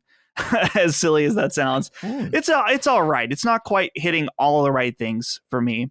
But I'm more interested in talking about this from Michael G, who says, "Hey, y'all. Just snagged my transparent blue Analogue Pocket the other day, thanks to Dustin's heads up, and I'm currently preparing my collection for its arrival. Got me curious. What are all y'all's experience with retro gaming hardware? Have you messed around with RetroArch gear or Analogue's lineup? Seen the light on the NES, SNES Classic? Purchased one of those janky Sega ones, or are you still clinging to original hardware? So, Mike, I'm going to use your question for an opportunity to talk about Analogue Pocket because I'm so excited. I ordered one of these. If anyone doesn't know what Analogue Pocket is, it's basically a fancy Game Boy. That it's a new Game Boy that is made by a company called Analogue. And I've been trying to think about a way how to describe this and have it make sense because it only half makes sense to me. But hear me out. It runs off of FPGA technology, which the long story short about FPGA is that normally emulators create a software environment in which they use software to emulate hardware of Game Boy or something like that. FPGA has a very special type of processor in it that they're able to hard code and emulate the actual hardware on that hardware. Again, this is where I'm trying to make sense of it. So with that, you get extremely authentic and accurate gameplay. In fact, some people wouldn't even call it emulation. Technically, it is a form of emulation, but it's very different. So you're getting very accurate Game Boy playing on this. And also what's crazy about it is that this screen has this, not a super tiny, a relatively fine size screen for the handheld, but they've managed to cram a 1440p screen in this tiny little thing. So you have super high pixel density. And with that, it's able to emulate the different Game Boy screens to the point where they are emulating the lines between the pixels that you would see on a Game Boy, which I think is so neat. They were very expensive. Mine was $250, and then you got to pay shipping and taxes. And I bought the dock that comes with it. So yeah, I just had to wax poetic for a second about how excited I am about the Analogue Pocket. I got the blue one as well. Tried to get the atomic purple. It's sold out.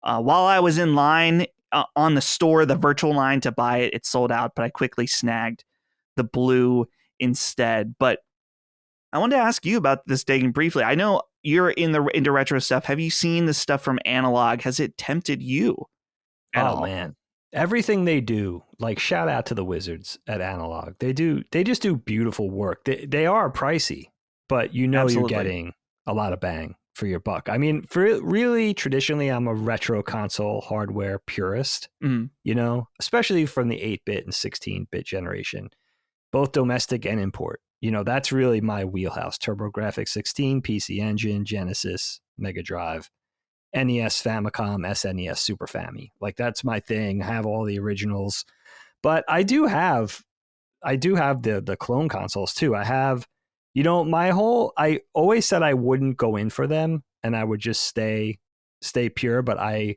years ago, my first delving into that was I bought a little Hyperkin AV adapter for my TurboGrafx 16.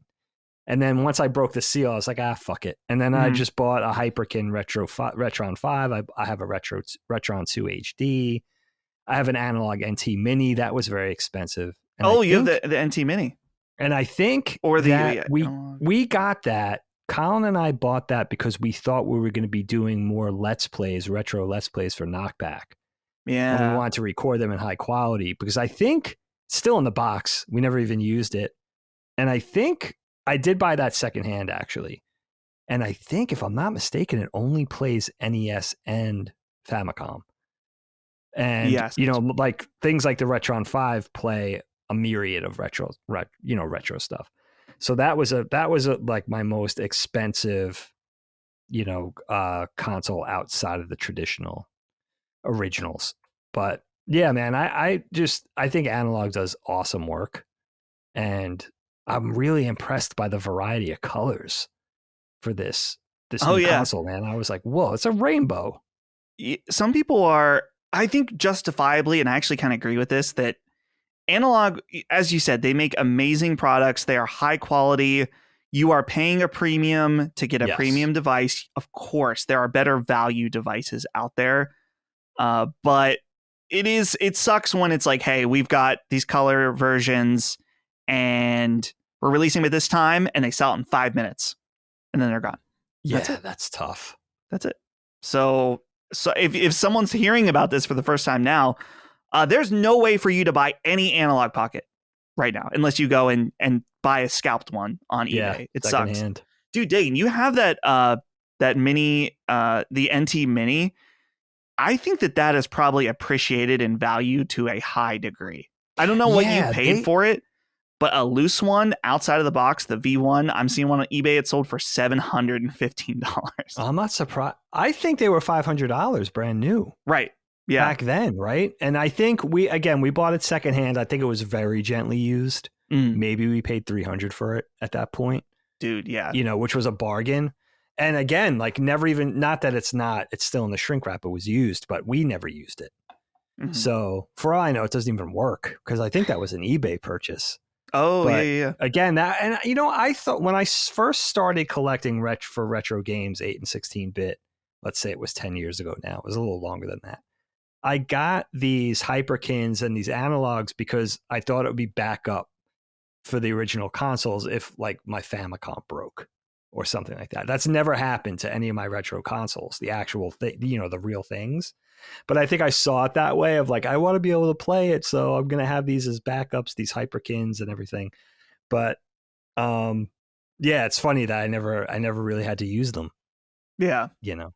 It's a nice option for people if you don't want to be a maniac like I am. Like you don't really need the originals. If there's you're not playing on emulator.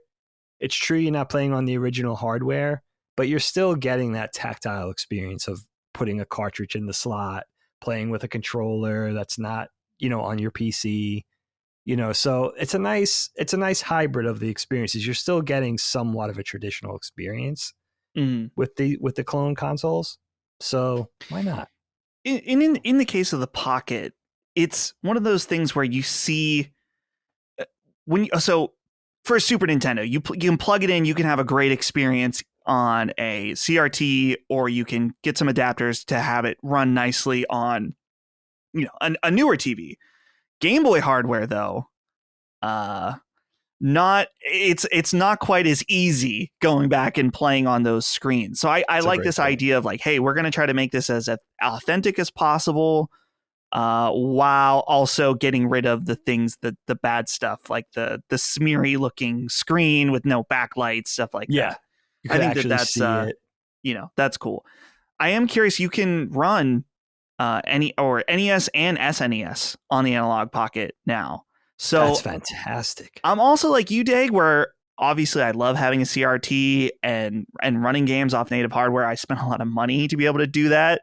But I've gotten more realistic where there's certain games that I want to play, like Chrono Trigger. I need to be able to play it on the go and not just sitting here in this room. Like I just want to be able to. So I'm going to try to break some of that and be more open-ended with where I play some of these games. But yeah, I'll definitely update on the Analogue Pocket because that's going to come just 2 weeks, I think. It's nice. 2 week ship time. So guys, let's get into these final listener questions to round out this show, and we can go eat lunch. This is our episode 11. We started at 11, and this is good because we were like all flustered coming in, trying to get stuff done in the morning to get to record this show. Now I'm just really hungry at the end of this show because it's 1 and I haven't eaten lunch, but that's okay. Bigfoot Tim 90 writes in and says, "It drives me nuts that the only console I really think has a good library to play games with kids has controllers that break easy and has no way to password your own account. So if you have a family Switch like I do, you can't keep your own account on it because once your kid's time is up, they can just hop onto your unrestricted profile." By the way, I'm curious if there has to be a way to lock your account on Switch. I think there is. There has to be. Bigfoot Tim, I wanted to read your question because you have another line here that I wanted to ride off of, but look into that. I think there's a way to lock it. But here's his question. My question to you all is, what drives you the most insane when it comes to Nintendo's decision making? And the question is, what doesn't drive me insane with Nintendo's decision making? Because I can't stand this company sometimes. I'll just name one. The most recent particular one is that I bought Sea of Stars digitally on Switch so I could play it on the way to Japan. Holly sees me playing it or saw gameplay. She said, I would like to play that. I said, sorry, babe, there's nothing we can do because sure, there is some level of account sharing on Switch, but as soon as we get up in the air and you don't have Wi-Fi, you can't play that.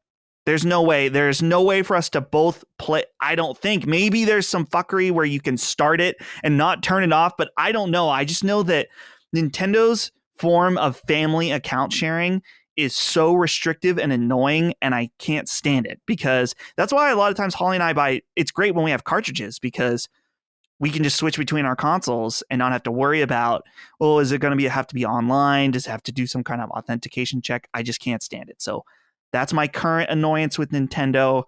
Micah, what bothers you in current Nintendo's decision making? Oh, I'm with you on that of just, it seems like the general trend is just often making things more difficult than they have to be. Like setting up my Wii U for the first time in years, and it's like, oh, you want to go to the settings? You have to do that from the gamepad. Why? Yeah. I'm looking at a giant TV, and you're going to make me navigate all the settings on this little screen. It really was just like, we're going to force you to use the gamepad. Why? I'm not playing a game or anything. I'm just going into the settings. I'm just trying to set up the account.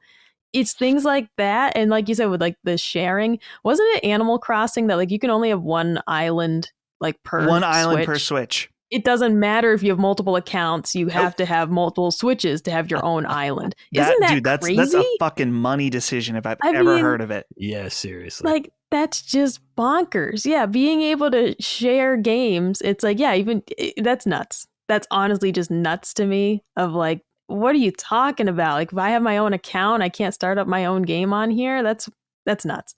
So my general thing is just, I find very often Nintendo just makes some decisions that are like, why'd you make this so difficult?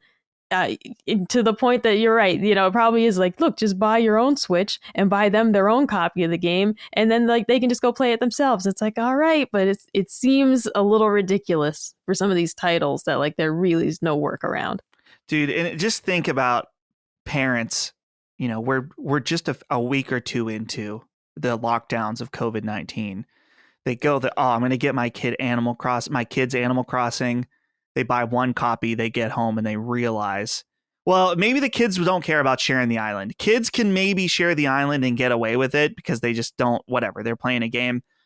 There is no way on God's green earth Holly and I were going to share an island on Animal Crossing. I'm going to pick all the fruit and then you're going to be upset about it. That's what's going to happen, but I want all the apples. Like, that's literally, like, if I had to share that, like, with my sister or something, for example, if I was a kid, it'd be like, you picked all the flowers, like, I could just see that being an argument. Like, you picked all the apples, you already sold them, I didn't get to play any of that, because, like, maybe it's your turn to play, maybe the kids take hour turns, but what you do with that hour, Animal Crossing is a regenerative experience of, like, you gotta wait for the apples to grow back. Like, you can't play for an hour and do everything on the island and be like, here you go, and hand it off to your sibling. You've already done everything for the day. The villagers don't need help anymore. You did all their silly little tasks. Like, you can just completely mess that up for the next person in line if you had to share with somebody. Yeah, it's that definitely was absolutely a baffling, one of many, of course. Like I said, this is just constant. So, Dag, I'm sure just like Micah and I, you had no problem. Did you have any problem coming up with anything here? I mean, I feel like there's a list. I can list a few more, but Dagan, now, please. I know. I feel like this is a large, consistent talking point of our show. I never knew that about Animal Crossing and the one island because my son was the only one interested in playing those games or that game, that specific one. So I never even ran into that or knew that was an issue. So that's interesting. We got kind of lucky, dodged a bullet on that one. You are lucky. It could have been like a Lord of the Flies situation on that island. Yeah, completely. I mean, it was especially because it was interesting. My daughter was in and out, and it was kind of always sporadic what she chose to play and what she chose to just be hands off with.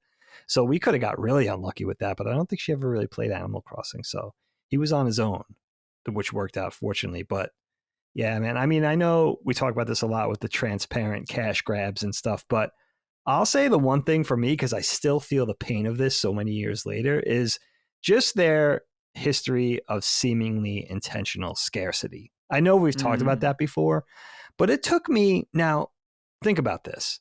When the Wii came out, I was living outside of Philadelphia. This is like one of the major metropolitan areas in the country. I think Philly's like the 6th biggest city in the country. It used to be 5 until Phoenix took over, right? So huge metropolitan area, huge, important, like smile belt area, consumer area, right? Millions and millions of people. Couldn't get a Wii for the better part of a year. Colin finally had to buy one for me in San Francisco and mail it to me. I could not, I might not still have a Wii. It was ridiculous.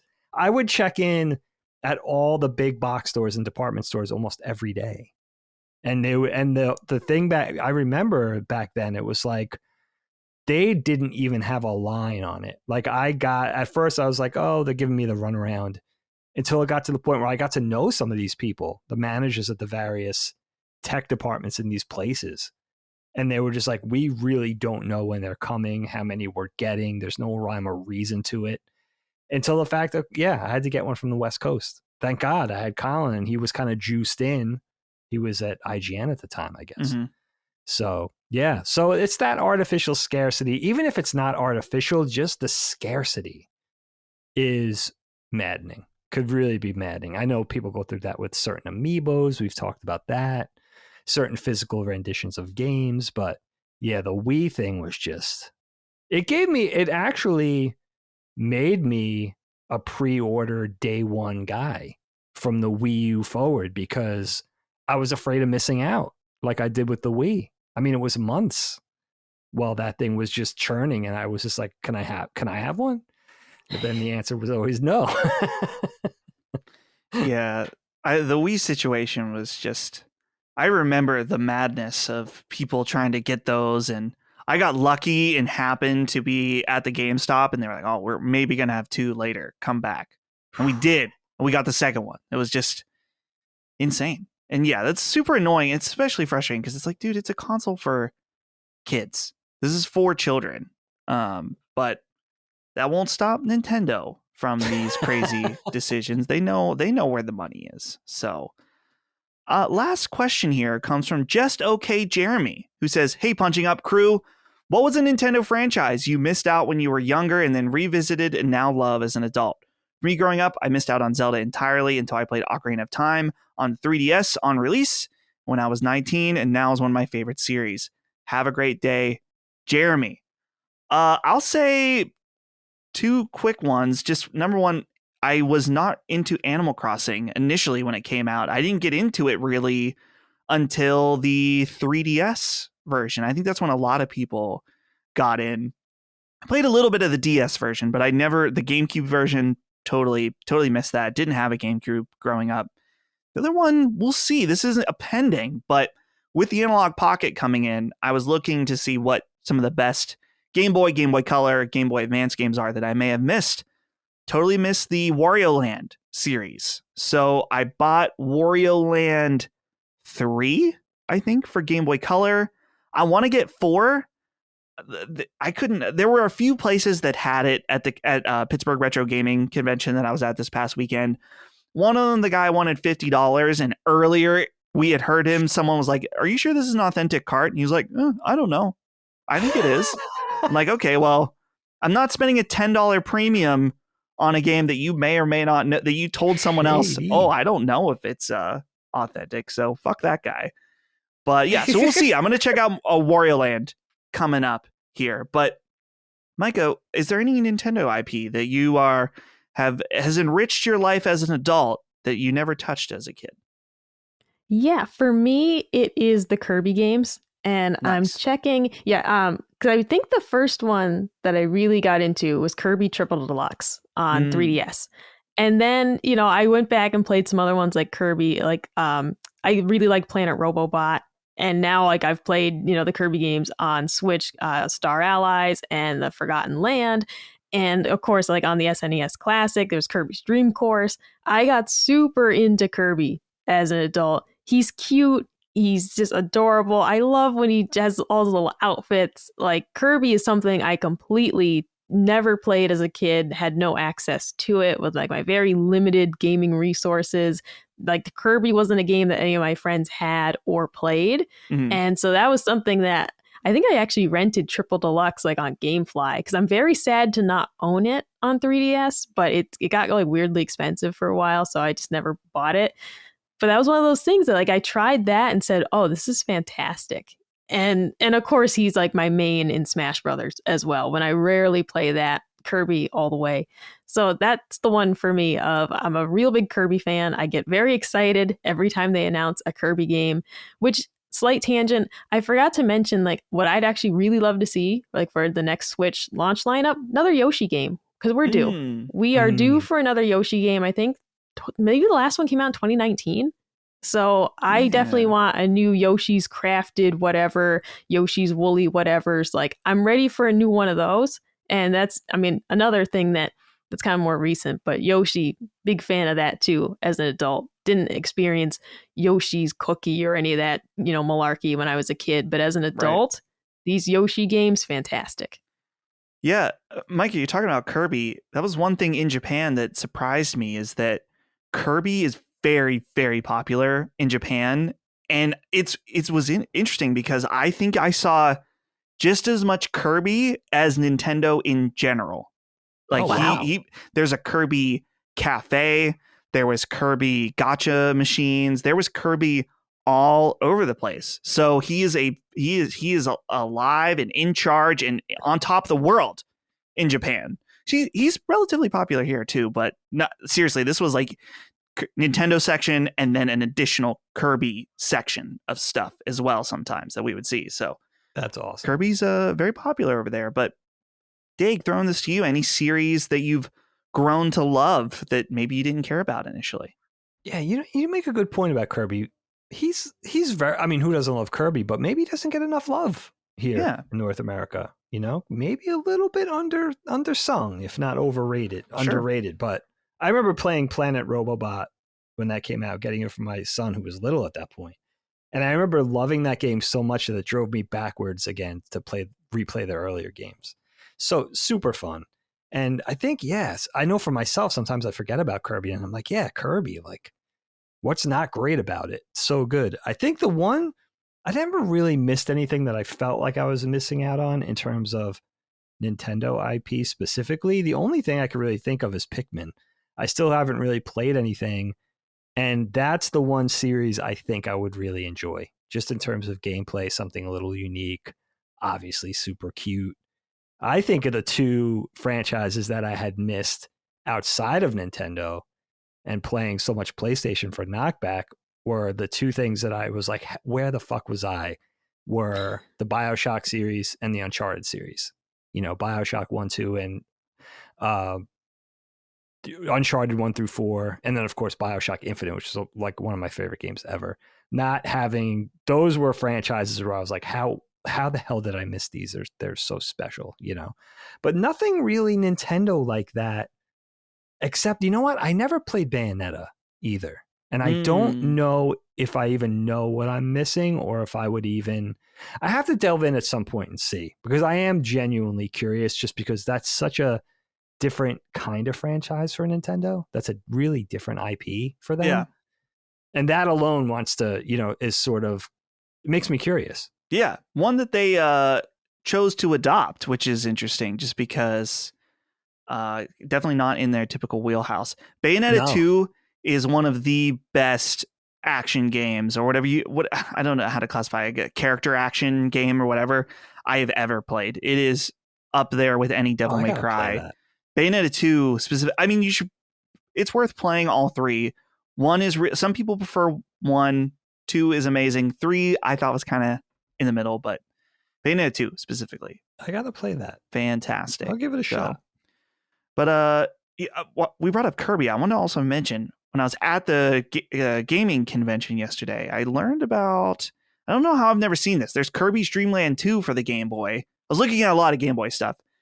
He has his own Yoshi in the form of a hamster. He rides the front cover. Let me send you guys this. The front cover of Kirby's Dream Land 2, I don't know a lot about this game, is that he's riding a hamster. And I'm very intrigued by this. Oh, it's so cute. I must know more about this man that he's riding, this little hamster man. What's going on with him? So, I love the first one, but I've never played 2. Yeah, I didn't even know there was a 2, to be honest. So that's so cool. Well, that's it. That's cute. For this episode of Punching Up. So thanks everybody. Sorry again, we're down a man, but he will be back. He will return. Gene Park, of course, as long as when he is willing and able, he'll be back. Like I said earlier, he plans to. Just it wasn't up to it this week, so hopefully we'll see him soon. Of course, thanks to my crew here, and I'll go to you guys for any closing comments, concerns, or really whatever you want to say. This is your last chance, Micah. Oh, yeah. So I'm ready for the afternoon. As you mentioned, lunch. I'm ready for lunch. Yes. And also afternoon coffee. I am with you on being, you drink coffee morning and afternoon. I'm strictly usually an afternoon coffee person. I like to have a coffee around 2:00, get me through the rest of the afternoon. So that's what I'm waiting for. I'm going to make myself maybe a little pumpkin spice latte. It's that time of year. 'Tis the season. Okay. Very nice. Good to hear it. Yeah. Coffee, definitely lunch and a coffee are in order for me as well. Dagan, closing thoughts. Super jelly. I already had my coffee allotment and I'm not going to go over it. Am I? Maybe. You guys will never know. Maybe I'm going to cheat. You're never going to know. Listen, parting shot, less than 3 weeks from Super Mario Brothers Wonder. Yeah, dude. How crazy is that? Those previews coming out. I've been avoiding them, but I'm hearing people. Me too. It's Mario, so I think that while I think the Mario games are not overhyped, I understand people in a pre-release cycle will definitely probably overhype it, but there's some talk about like this is a Game of the Year contender, so who knows? We shall see. Plenty to talk about either way, right? Absolutely. Yeah. So thanks everybody for listening. Again, patreon.com/laststandmedia if you want early and ad-free access on audio specifically. Check us out there. And if you're on YouTube, make sure to subscribe to get all of that Last Stand content. We very much appreciate everyone listening and hanging out to the very end. And we'll see you guys next time. Goodbye. Punching Up, a Nintendo podcast, is a product of Last Stand Media and Collins Last Stand LLC, and is proudly recorded in the USA. The show is written and produced by me, Dustin Furman. My co-hosts are Gene Park, Dagan Moriarty, and Micah Watson. The show is edited by associate producer Ben Smith. All of Last Stand's theme music is by Ramon Narvaez. Punching Up, along with the rest of Last Stand Media shows, are fan-funded on Patreon at patreon.com/laststandmedia. The following names are at the producer level on Patreon, our highest tier, and we're grateful for your kind contributions and generosity to our independent endeavor. Thank you.